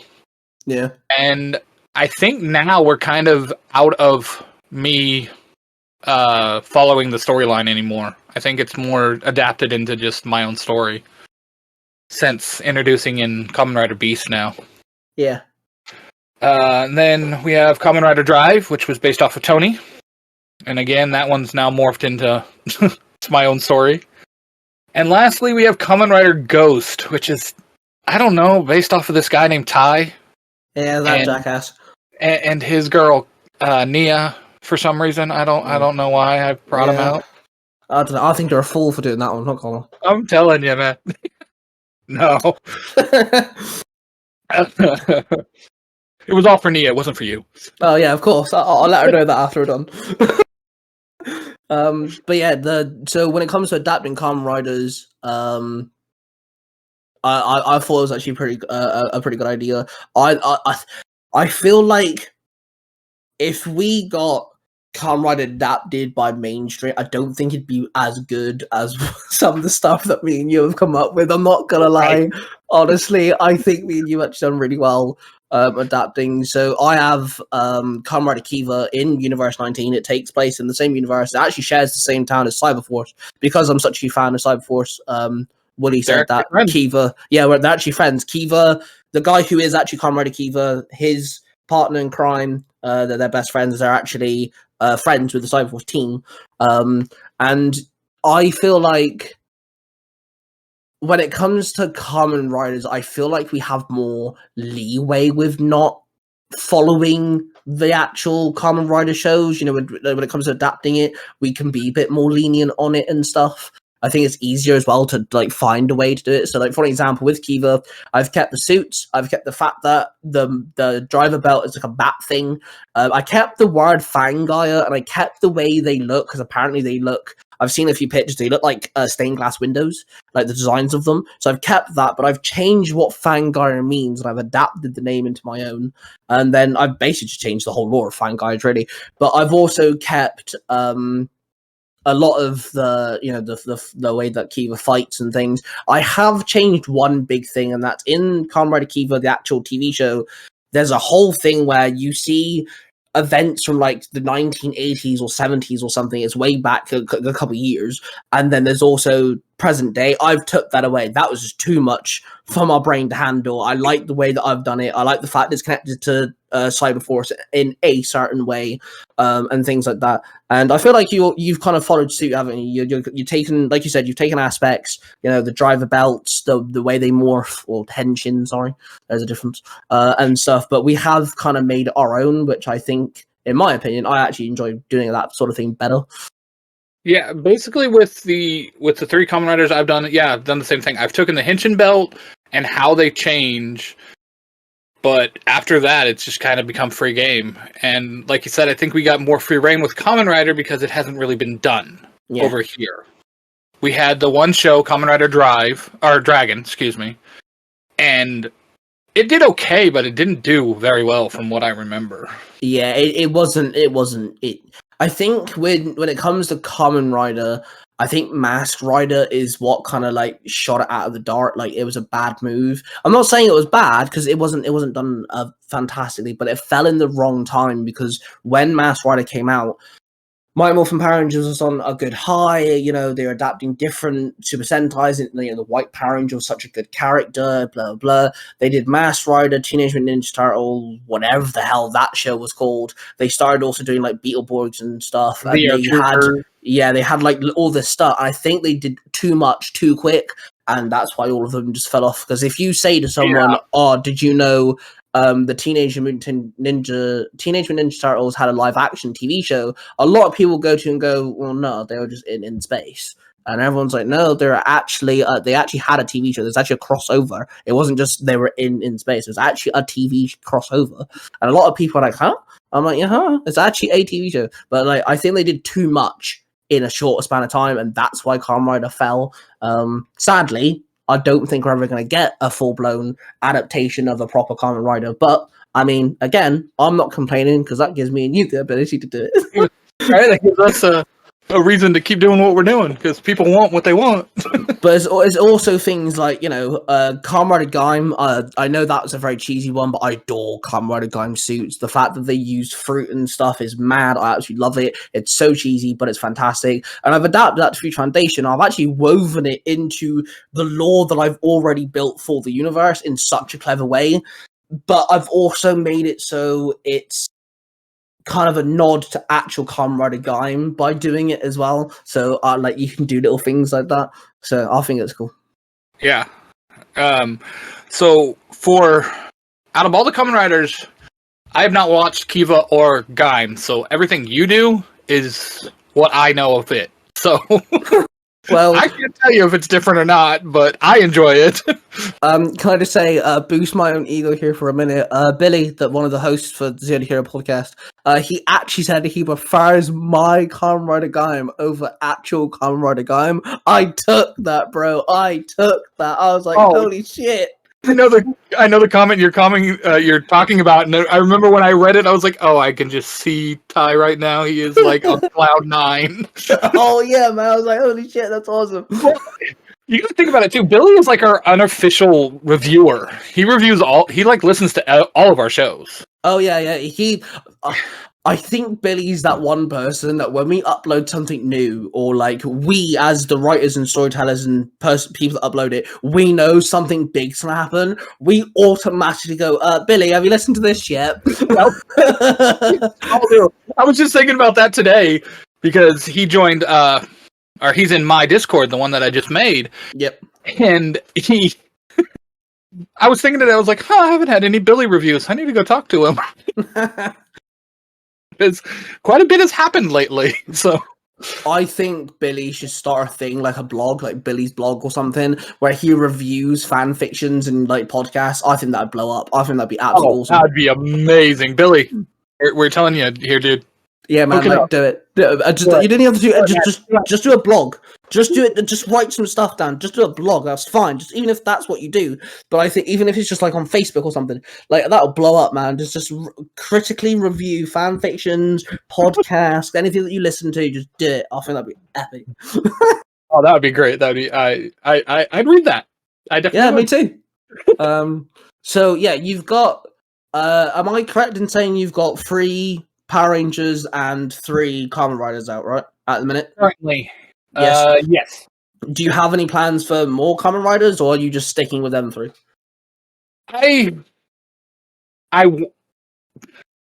So Jared, if you give it out a podcast, has not become a hero yet in our stories. Yes. And, well, I think he has in yours, or he's in somebody's.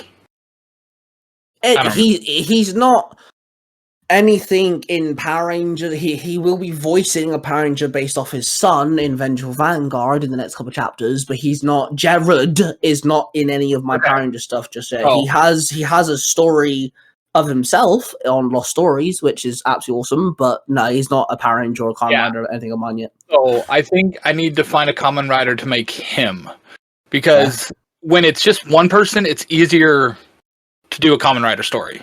Yes, I agree. Because they're not big teams. Yep. Kamen Riders are pretty much loners. There's usually 1 or 2 other people that are, Yeah, it's very simple. Okay, so let's see. With Ghost, there's only 2 main Kamen Riders. With Drive, there's only 2 main Kamen Riders, I believe. I think some of the mod rods get a Kamen Rider form for a short time, but for the most part, it's just Drive and Mach. Yeah, and then with Wizard, there's pretty much the 2 main ones. There is alternative. In the Kamen Rider Wizard show, there's a few people who do get a Kamen Rider belt, but they're not actual Kamen Riders. It's kind of like I don't even know how to explain it myself, to tell the truth, but they get like this Kamen Rider evil form thing that some of the side characters can do once or twice, but it's a very one-off thing. But there's 2 main Kamen Riders in Kamen Rider Wizard. I think Kiva's got 2, but again, I'm changing that as well, because Kamen Rider X has several people being Kamen Rider. I don't know if it's Kamen Rider X or Kamen Rider 9. I keep saying Kamen Rider X. It could be Kamen Rider 9 because it's IX. I could be saying it wrong, but anyway, I'm calling it Comrade X for now. In the show, there are like 8 people who become Comrade X, and each one of them looks different. And it's like, I am not doing that. I'm having one Comrade X. I'm going to pick my favorite looking one, and that's the one I'm going with, because he's going to be the polar opposite to Kiva. Kiva's job is to save the Fangar's soul and send them back to the Blood Realm, where X is going to destroy them. Like, his job is to get rid of them. So they're playing polar opposites on the same mission, basically.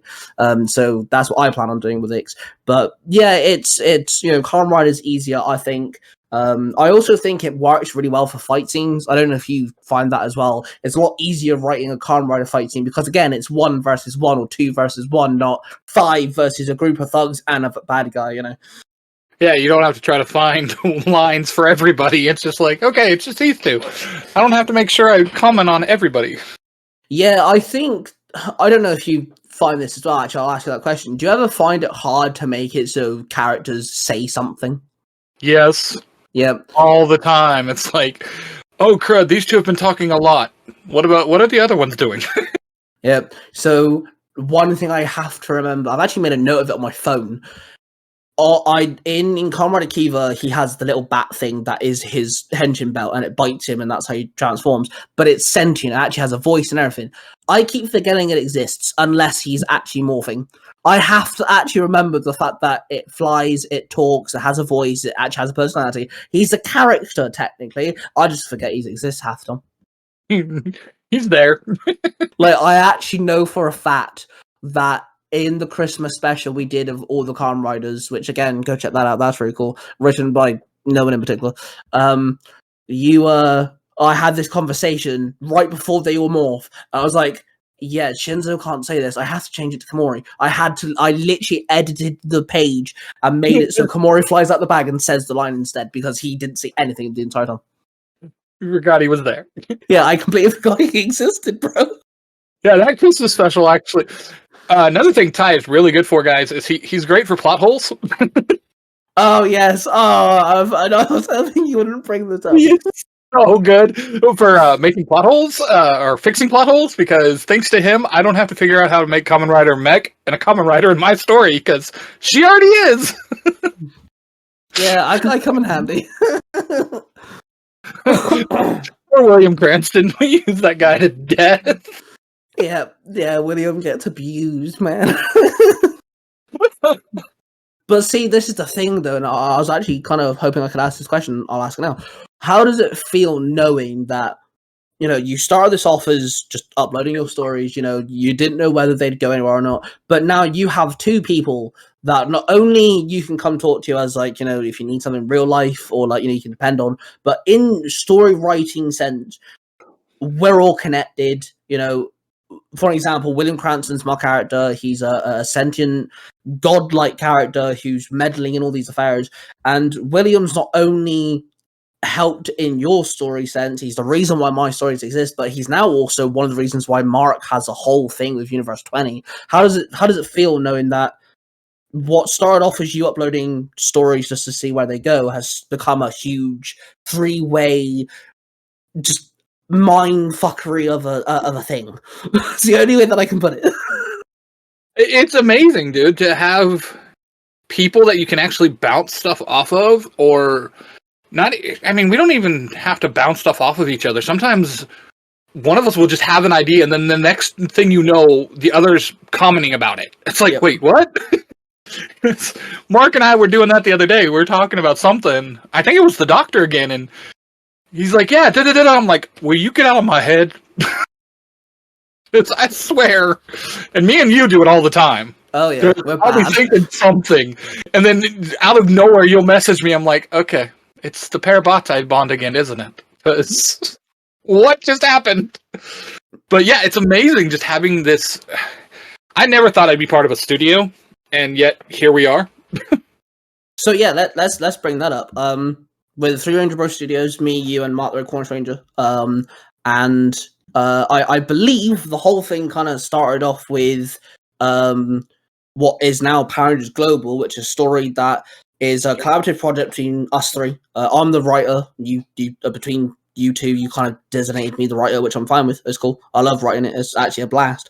And we've done the whole thing where it's, you've made a whole character. Mark's obviously used Mark the Cornish Ranger. I've made a whole character. It's not only a case of, look, we just have a bunch of Rangers. Each Ranger, other than one of them, is linked to someone else's story.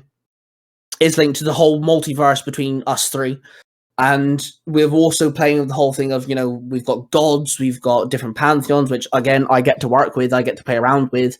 I cannot wait for you guys to listen to the ending of the chapter that you've just done lines for, because I've got some mindfuckery going on, which I'm not telling. Okay, so for anyone listening, Mark and Willie do this all the time. It actually annoys the crap out of me. I'll go to them too. It's a 3-way project, mind, right? It's all 3 of us. As the writer, I come to these 2 and I go, right, guys, let's talk Zords. We've got our 5 Zords, but let's talk about Azulu Zords. How about this? How about this? And these 2 just go, yeah, whatever you want, you're the writer. That's not the point. Every time he asks a question, we're just like, you're the writer. It's not the joke now. So this one time, right, I haven't told him nothing.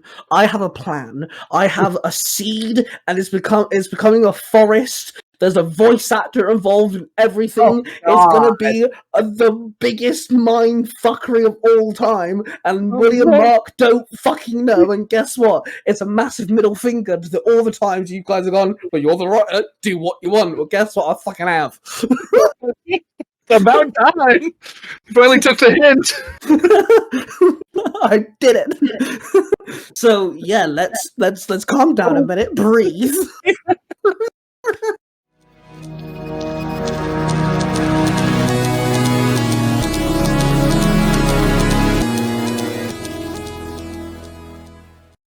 Do you ever wonder what would happen if you give a dad a podcast? Hello, all my beautiful people. Hey, Mom, I'm not going to college like we planned. I'm going to take a couple years off. I just gave all my college money to this professional wrestling promoter, and I'm going to be a big superstar one day. I'm a human and I'm a chiropractor. I wasn't about to call you dad, so. I'm what you call a nerd fan. The Monos Chronicles, the new web series that I'm working on. We inadvertently made that kid cry. We didn't mean to. I mean, people get really mad at those videos for some reason. Like it triggers certain people. Yeah. First tryout, made the team, made starting position. I was right guard for a little while. Hey Jared, that swerve I was going to tell you about, here it is. It's going to be from a nerdy dad's point of view. You're starstruck. It's not a big deal, man. I am being starstruck. I made a really good career out of being able to bump, sell, and I had a punch me face. that's why they call it If You Give a Dad a Podcast. Exactly. Available everywhere podcasts are found.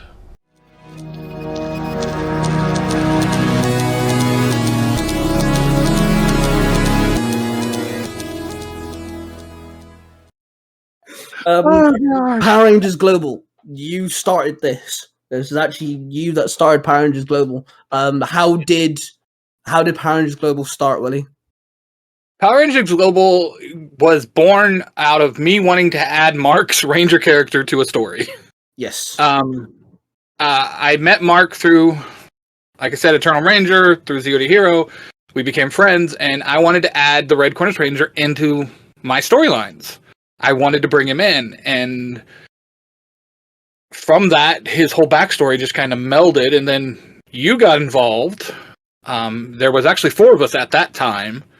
We won't talk about the Sorry, there's suddenly a bug in my throat. Right? A little nuisance, a little gnat. And you got involved, and we just created this world where Mark's character could become a leader. Yep. Heck, Mark didn't even have a backstory until we got involved. That's very true. Well, he had somewhat of a backstory because he had how he got his powers, but yeah, everything else we kind of fucked Mark over.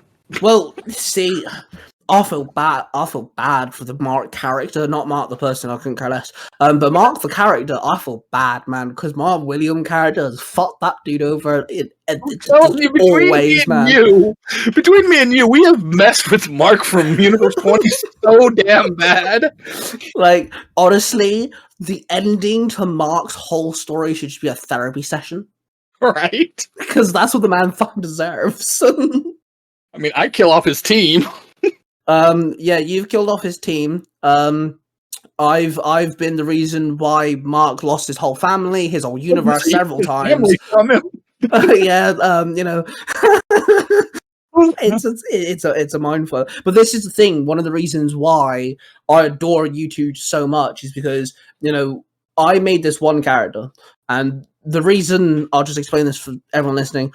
The William character is linked to my original story that you'll find on Mysterious Origins, and there's other characters in my stories which are all linked together. Mr. Pocket from my Marvel and DC storylines are all connected. There's a whole backstory going on, and the second that Willie found out that, you know, what William can do, what he's capable of, why he's doing it, Willie was like, well, why don't I just get involved? Why can't he, like, Metal Master it too? I was like, okay, sure. And like, there's certain little things that have happened in Willie's storyline because of William. And then Mark also caught on, and Mark was like, well, maybe we could do the similar thing. And, you know, now it's literally the case, and this has actually happened, where Mark and Willie have both come to me and they have said, Ty, we need something to happen. Fill in the blank here. And I can't think, can we just make it William that does it? I'm like, all right, yeah, sure. Cyber Force swords. Literally, I was about to bring that up. Cyber Force. So 2 of the Rangers needed swords. William. You know, things need to happen. William. So yeah, it's literally a simple case, and I've managed then to work it around why William does it and things. It's fantastic. And like now, in February, you'll also learn that Mr. Pocket also has done some major fuckery as well, which has affected Global, which isn't related to Mr. Pocket, has also affected your Sword Art Online storyline. That's also now been connected to, and so yeah, I'm able to just, like, you know, Willie said, my mind can run 10 miles a minute, and yeah, I've managed to work everything together. It's insane. The key to understand about anything produced by the Three Ranger Bros Studios is it's all connected. Yes, some literally. way, shape, or form, it will all be connected. Yep. Like, okay, can we just bring up Ace for a second? Oh, good lord. You mean the character that's everywhere? Yeah, so I have a storyline called The Color Matrix, and the idea of The Color Matrix was, think of Sword Art Online, James Cameron's Avatar, The Matrix, where someone is being plugged into a machine, and then your consciousness is put into another being. I wanted to do that storyline, but multiversal. So that is the story. Each chapter, Ace gets plugged into the Color Matrix, and he goes into himself. He hijacks his own body, but in a different universe. I said to Willie and Mark, hey, could I just, like, you know, do one story in one of your stories? Yeah, here's Willie, who has literally put Ace in everything. I have. He is in every world. Legit, I'm not joking. That's nuts. That's kind of can be kind of an Easter egg too for our listeners. That, like, wait a minute, isn't that the character from there? Yep. Yeah, literally, Ace is in now officially in all things. But I also gonna have fun with it because Mark's now starting stuff with Royal Britannia, which Ace now is like sprinkled in as well, and things like this. And yeah, it's complete absolute madness. And I think anyone who's listening to this podcast has listened to me and Mark talk. If they've ever listened to, like, you know, you talking on Zero the Hero, or if you give a dad a podcast and stuff, just know that Willie, Mark, and myself, our stories are all interwoven somehow. You know, we're always bouncing you know, ideas off each other. Any point of the day, we can just talk to each other and go, dudes, I have a plan. I need to do this. You know, and it's absolutely insane. It took us what, like 5-10 minutes to come up with all the new Zords we're gonna get? So yeah, again, going back to Global, I'm the writer, so I've been given, I made up my own Ranger, and then Willie made a Ranger, Mark, obviously we had Red Cornish Ranger, and then Willie's son Xander wanted to be, how did Xander come to be involved? Actually, that's the question. I was talking to him about Global, you know, what was going on with everything in Global, and he's like, oh, that would be really cool to do. What if you had like a Viking Ranger? And I was like, go talk to Ty. Yeah. Literally how that was made. So each ranger is also themed. So Mark being the Red Cornish Ranger, he's a Cornish Ranger. My character is based off Egypt. So his ranger's based off Ra. Like we just said, Xander's ranger's a Viking. Again, another voice actress, which is Rita. Willie's wife is a samurai ranger, but Japanese themed, but she's based off a samurai. And then your ranger's based off Celtic warriors, which is kind of cool. And I'm given these 5 characters. I'm writing this story where gods are the villains, but not all of them want to be. Some of them being forced, which is great. I love doing that. Bit, real quick, that he was given those 5 characters plus a minor villain, and he's created this whole world. So let's not downplay it any. You had a little bit to work with. I mean, I try, okay? Literally, the only villain we had in mind at the time was Nephis, and you came up with this massive other storyline that played in perfectly. Yeah, I try. I thought of wasn't it between me and you that we came up with the Loki idea? I think so. I think we and you were talking about it, and it came up with Loki being Loki. Yeah, which again, when a Pacific Marvel story comes out with Loki in the title. On my Tiger Tales channel, I think Billy's gonna lose his mind. What you told me about it? Yeah. But yeah, all of our stories are connected. So yeah, Willie has a lot of stories all over the place. When it comes to stories coming out, you've mentioned a couple for some things. Are there any storylines you've wanted to put out, but you thought, nah, maybe I shouldn't? Or is there any stories on the back burner which you really want to get to, but it just hasn't come to light yet? Not really that I can think of off the top of my head now that you asked me. Thanks a lot. Put me on the spot and all that. No, that's what's up. Well, you are the host. No, I wouldn't say there is. Well, I would love to bring Fairy Tale back. Yes. I miss doing Fairy Tale. So I would love to maybe bring it back to either Storytime or Nostalgia Time with a small group of voice actors this time, not a massive group like we did last time. So when you say little, are we talking like you said for Nostalgia Time, you've got, each story kind of just has like 2 to 3. Are you talking like that sort of small? Well, I would love to see a voice actor for each of the main characters. So Natsu, Gray, Lucy, Urza, Happy, Wendy, and Carla at least. And then we could all fill in elsewhere, or I could use the AI voice thing again. Yeah. But I'm looking at my list of cosplay characters because that's usually where my stories come from, and no, all of the other ones are pretty much covered other than Beetlejuice and Marty McFly and Light. Oh, a Death Note story would be kind of cool. That would be cool, but I couldn't write it. I love... Well, I don't have one for Shiki or Asta either, but I don't know if I could come up with ideas for Eden Zero or Black Clover. I do have one for Soul. It was a one-off that I did a while back. I think I posted it, didn't I? Do you mean Soul from Soul Eater? Yes, yeah, you uploaded that, yeah. Yeah, okay. I was gonna say I thought I did that one-off where Maka meets Soul's brother. Did you ever So I'm a big fan of one-off stories. I've done some of them. I do plan on doing a few more. Do you ever have ideas that could be one-off stories?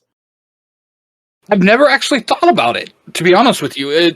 Even that one story for Soul Eater was going to be a whole series, so I've never actually stopped and thought about just one-offs until you and Mark start talking about them. Then I'm like, huh, maybe I could come up with something for some of these characters that are just one-offs.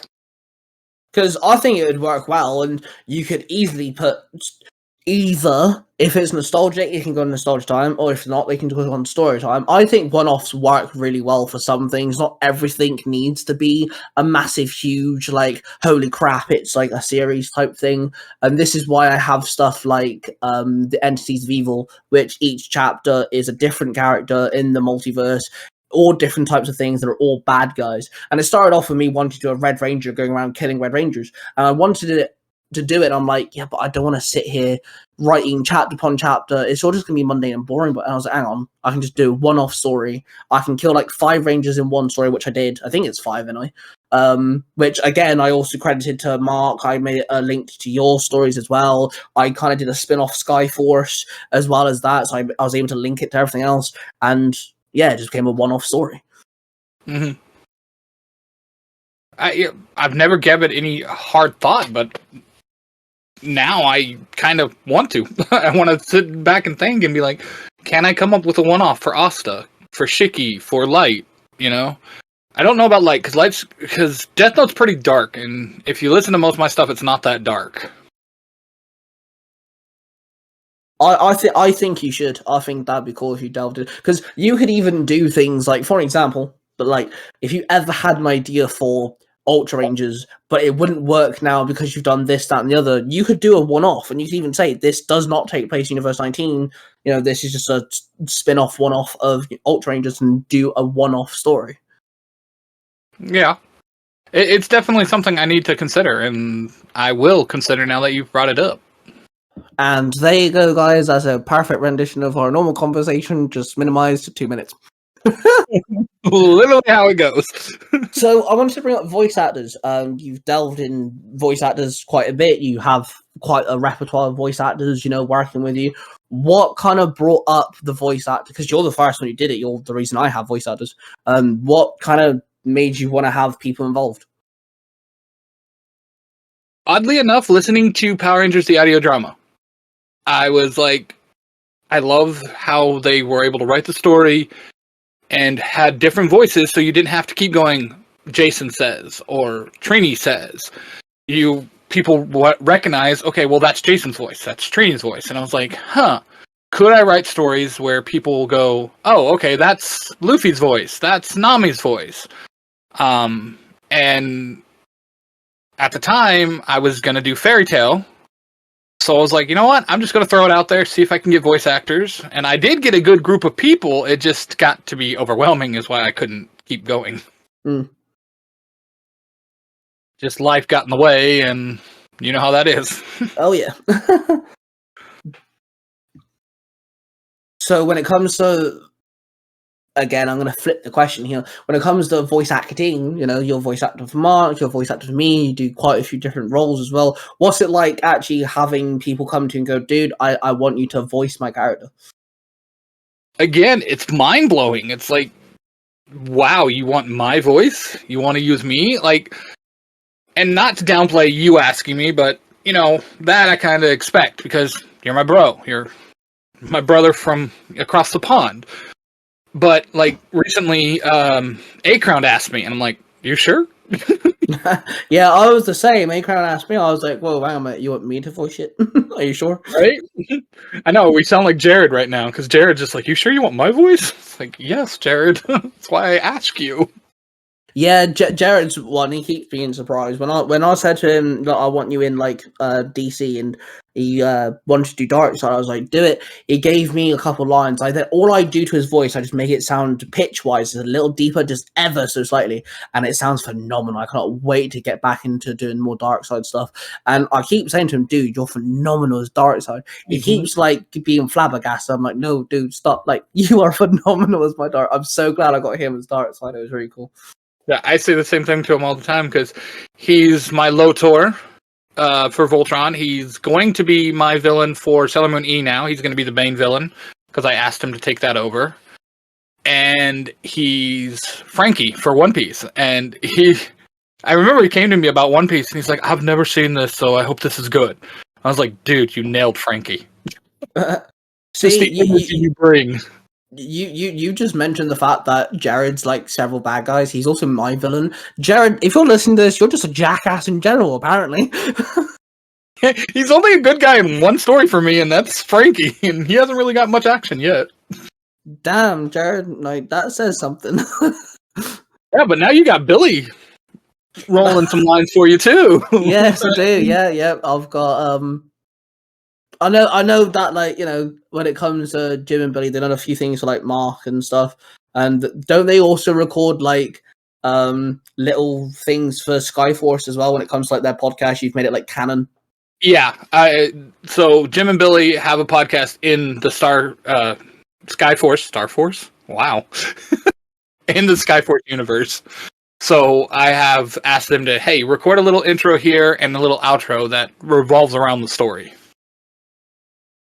Yeah, that's cool. So yeah, Billy put up on like the Zero to Hero Discord, and they said, look, you know, I want to do some voice sounding kind of cool. Mark then piped up and went, oh, I could find you something. I went, Billy, mate, I've got you. So I talked to him. The whole character was his idea, really. I told him that he kind of needed to be a 6th Ranger or an auxiliary ranger. I kind of gave him that limit. He picked Gold Samurai. I was like, yep, cool. And then between me and him, he came up most of the idea and the name. His name backwards I thought was kind of clever. Was that what he did? I didn't know. Okay, I actually mispronounced it. Okay, so I keep saying Elib for long, and I will correct myself in the second chapter. The next chapter he's in, it's Elib, and it's Billy backwards. And I thought that's actually that was very clever. When I was listening to it the other day, I was like, did Billy just say the name wrong? Well, no, I'm actually going to say in the next chapter, author's note, I apologize. You know, I pronounced the name wrong. It's actually Alib. From now on, it'll be Alib. I do apologize. But yeah, like he did a really good job. He actually gave me like several takes of some of the lines. And I actually look forward to writing the character more. I don't know how other people feel about it, but I find the idea, not exactly the execution, but the idea of the gold Dino Charge and the blue Dino Charge characters very interesting. The fact that they come from a different time and they're forced into our time, they're Power Rangers and stuff. And when Billy said, hey, why can't he be an actual samurai? I was like, oh, okay, we can play along with the whole, you know, kind of similar trope. I have a better way of doing it other than a stone keeping you alive for years on end. I have a better way of doing it. But like, yeah, I think the fact that he's an actual samurai from, you know, way back when brought to our time, I think it's really cool. And me and Billy literally discussed the other day that he's still going to use his katana in civilian fights when they fight normal and they haven't morphed yet. He's going to still wield his katana. Yeah, that's cool. He was telling me about how he was bummed that the sound of him sheathing the katana in real life didn't come through. Yeah, he said that to you. He was like, well, I did actually want the sheath noise, and that's what actually gave me the idea. He told me that. I was like, dude, why don't we actually have it so he still uses the katana? We can actually have a whole thing that he puts it in the ground and then pulls out his morpher. Yeah, that would be cool. I'm actually using him in One Piece now too, so he'll be in awesome. Episode 3. So because I've made it so Amy, my Pink and Space Ranger, she says the morphing call out just slightly different. It's let's rock it. She says let's rock it, yo. She has a yo at the end because she's only 15. She's the youngest team member, so she adds this. I added like this teenage angst to the call. So having Billy, having Alib every single time put his sword in the ground, I'm happy to do that. I think that's a really cool thing because. Also, because Billy said that, you know, he's fast. That's why he wanted it. That's why he likes the Gold Sound Ranger, because he's like lightning fast. I was like, that could be the thing, is he puts the sword in the ground because it slows him down. So we came up with that idea. I thought it was really well done. I look forward to working with Billy more. I think it's cool. I think Billy's a little genius when it comes to it. I think he puts himself down a lot, but he can be quite smart when it comes to the story stuff. Yeah, I agree with you. He definitely is harder on himself than he needs to be, because he's quite good at what he does. Well, I have a story with Jared, if you give that a podcast, where we're exploring Jared across the multiverse, and I'm giving him an idea. So, for example, I gave him the idea of what if a dragon dagger landed in your lap. He'll actually come to me with, what would Jared actually do in real life if he got given the actual dragon dagger? I write it, I add a bit of pizzazz just so it's more entertaining, and there we go, and he reads it for me. He actually came to me the other day and said Billy's and him have actually been talking, and Billy gave him an idea, and I'm going to use it at some point. So even Billy's working on that, and, you know, hey, he's doing good. Yeah. Now we just need miserable Jim to do something. Look at that one, brother. Yeah, good luck on that, yeah. So when it comes to projects and, you've got several different podcasts and stuff, do you have anything like, you've got scheduled and stuff, have you got all year scheduled? Have you got, or are you following? Yes. Yeah. Have you planned your stories out now more because you've got a schedule going? Yeah, I think me and you had actually talked about it, so it was kind of your idea. I had actually sat down and put a schedule together of how often I want it to come out with putting into account my normal job, life getting in the way. How can I make everything still work? And I have it written down, I want this chapter to come out on this day, so on and so forth. And as long as people keep bringing me their stuff on time, I will be good to go. Yes, Xander. Yeah, Xander, Rita. Can I just say, I have to mention this. The two main people you have an issue with, you live with. Yeah, I know. Don't you love that? Isn't that just I think that's phenomenal. The two people I need to get the lines from the most often is my wife and my son. Yep. So do you have, anything new coming out, anything major coming out that people can look forward to? Not major. I mean, I'm going to release the Animorph story this year and the Digimon story this year. We're going to get more into X-Men for sure. I want to get a little bit more into My Hero. No, we have not. There's a crossover event coming up in SAO too with Code Lyoko. So I'm really excited about that one because I'm a huge fan of Code Lyoko. Cool.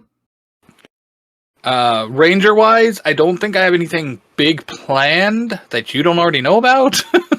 Yeah, when you say this though, right? It's me, you, and Mark. Guarantee now, between now and Christmas, we'll have something coming up. Right, we'll have something major happen, some big event. Listeners can look forward to hearing a new version of The Banker because somebody's going to take over voicing him for me. I enjoyed writing the character, man. As soon as when I edited my voice, I was like, that actually sounds really cool. And when you said that you liked it, I was like, dude, if you want me to, I'm happy to do it. That's such a cool thing to do. Well, yeah, I loved it, and we talked about it. We're going to start adding in at the end of every Ultra Ranger episode a bit similar to what you do with William, but it's going to be the banker. Yep. So we'll get to hear more from Rashva. Everybody seemed to really like that episode where it was all about him. Yeah, I actually I saw a lot of people comment that on you that it was cool that it was a Rashva episode, and maybe you could do it with the other ones. Have a chapter where it's all about Stingnet and his family, and obviously have Davindigo in it and stuff. Maybe you could do more villain stuff. Apparently, you're good at writing with villains. Apparently, so we'll have to see what I can come up with. But see, that's the thing as well, because we can do things like we're both agreed that it's okay to write a chapter where the common writers don't morph or do a henshin or anything, and as long as it's a decent, it's progressive, we can do little things that. And yeah, it makes sense to the story, like yours did. Yours made complete sense to the story. The episode I'm doing, it makes complete sense because it's revolved around what they actually do. Yeah. But yeah, I think what you've got planned, what you've told me at least, I think works really well. When it comes to stories and writing and things like that, is there any, if you could have a specific voice, well, okay, you don't have to limit the answer to voice acting, but if you could have a celebrity voice one of your characters, what celebrity, what character? Oh God, that's not nice, man. Welcome to my podcast. That is not nice at all. I mean, how are you gonna do this to me? Oh God, I don't know. I mean, because the problem with that is all of my characters that I love voicing, I would want the voice actor for too. Because I would love the anime voice actors for like Luffy. I would love that person, or getting Natsu's actual voice actor. That would just be phenomenal. Oh, I got no good answer for that, man. Oh wow! You did not say what I thought you were gonna say, and I'm gonna throw this back in your face. Oh no! You did not say Austin St. John for Jason. You're right. I didn't even consider it. You literally, I've known you for 2 years, and you constantly say Jason's your character. If Jason is a character in any of my things or Mark's things, 80 to 90% of the time, you voice act him. That'd be me. I'm disgraced with you right now. I don't think you, me, or Mark have ever done anything where I'm not Jason. Well, depend, because Mark does have plans where Jason's involved, and I don't think you're voicing him. Oh, okay. That's news to me, but hey. Yeah, no, I mean, if I could get the current alive original cast to voice Ultra Rangers, I would die. Yeah. I mean, I did get David Yost to do that little promo for me, so that was amazing. That was cool. Okay, we're talking about like having people voice stuff. Okay, so I have to mention this here because I find it really funny. So Billy, when he recorded the lines, he recorded it all in one. I had an hour-long thing I had to snip it into pieces, right? Because obviously the different takes and stuff. And he's talking to Jim. I didn't have Jim in the voice in the notes because obviously Jim only gave me Billy's lines. But he's talking to Jim, and you can hear Billy's side of the conversation. And he said they were joking about something, and he goes in a mocking voice, goes, they're my Pringles. I took that. It's like 3 seconds long, and that is at the end of my outro. Every single Tiger Tales story on all 4 channels now. Nice. If you actually listen to the last Comrade Kiva on my channel, the chapter where Elib or Lieb, is actually introduced. It's on the end of there as well, and the chapter 3 of Comrade Gaim. Listen to me do my outro. The music fades, and then you'll hear Billy right at the end. Oh, I'll have to listen to that. And I don't care what Billy says. It's happening at the end of every single chapter now.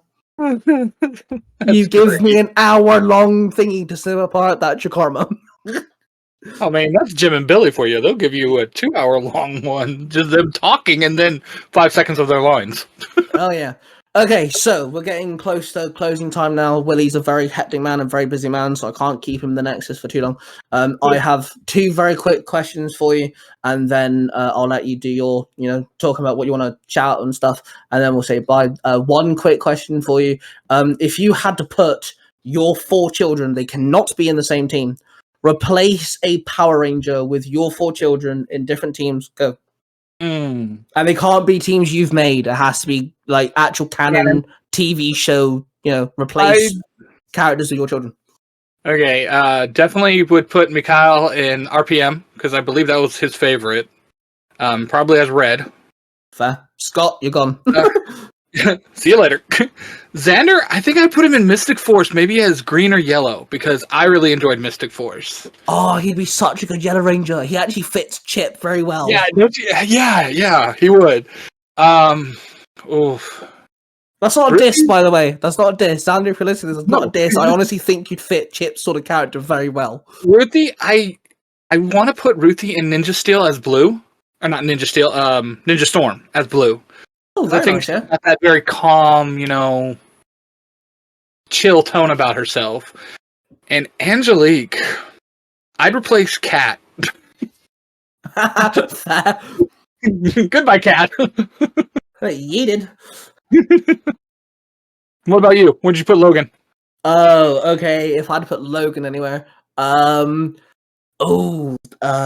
of now, as like him about turn 5, the energy he gives, the loving personality that he is, I'd have to either put him as Dustin from Ninja Storm, okay, or The only other one that really comes to my head is Ziggy, because him and Ziggy have a lot in common. I could see him as Ziggy. I could see him doing a Ziggy, yeah.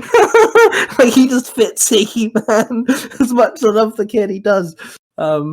So my second question would be, if you had to, and you have no choice here, you have to do this.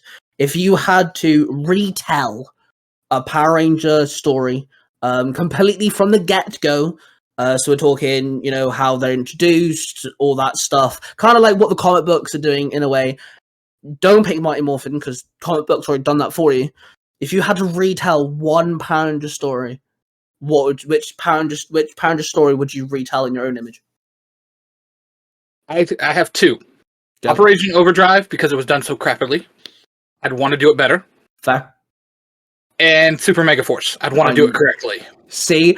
Okay, so Mark actually said to me, and it's sometimes I get annoyed about this. Mark said to me that he wants to retell Super Mega Force, but better.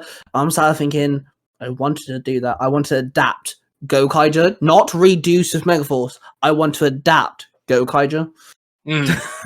Like, that'd be so cool. But yeah, fair play. Okay, so when it comes with the Mega Force, I'd rather it be more to the Sentai. So yeah, absolutely. So when it comes to where people can find you, what you do and stuff, I know we've spent the last 2 hours talking about it, but just give everyone, one last time where people can find you and what you do and all that stuff. Okay, you can find me as Cosplaydude637 across the board. I'm on Facebook, Instagram, TikTok. You can find all my podcasts on Spotify and Apple for sure. I know of a fact. And I'm on YouTube with One Piece, the audio drama, and Nostalgia Time. Don't you also have a, I actually can't remember what it's called. Is it Kofi? Kaifi? Something like that? My Ko-fi fund, yeah. I have a Ko-fi fund that, if you want to support me, it's linked in all my bios, so I believe it's under the cosplay name. And what's it for?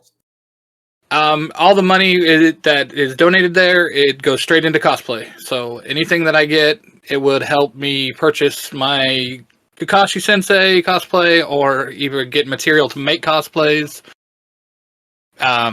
Stuff like that, because I gotta get my 3D printer fixed too. Yep. All right, guys. So, Willie will return. There's more stuff that me and Willie can talk about. In the next couple of weeks, he will be on again. And the reason why I say that is, in the next time that he comes on, we'll explain Parabatai. So me and Willie are Parabatai. If you know what that is, awesome. If you don't, then that's fun too. And the next time Willie comes on, it's a promise that Willie will come on again, and we'll talk about Parabatai, because I really think it's intriguing. I think more people should do it. And yeah, so this has been the Tiger Nexus podcast. Thank you everyone for tuning in.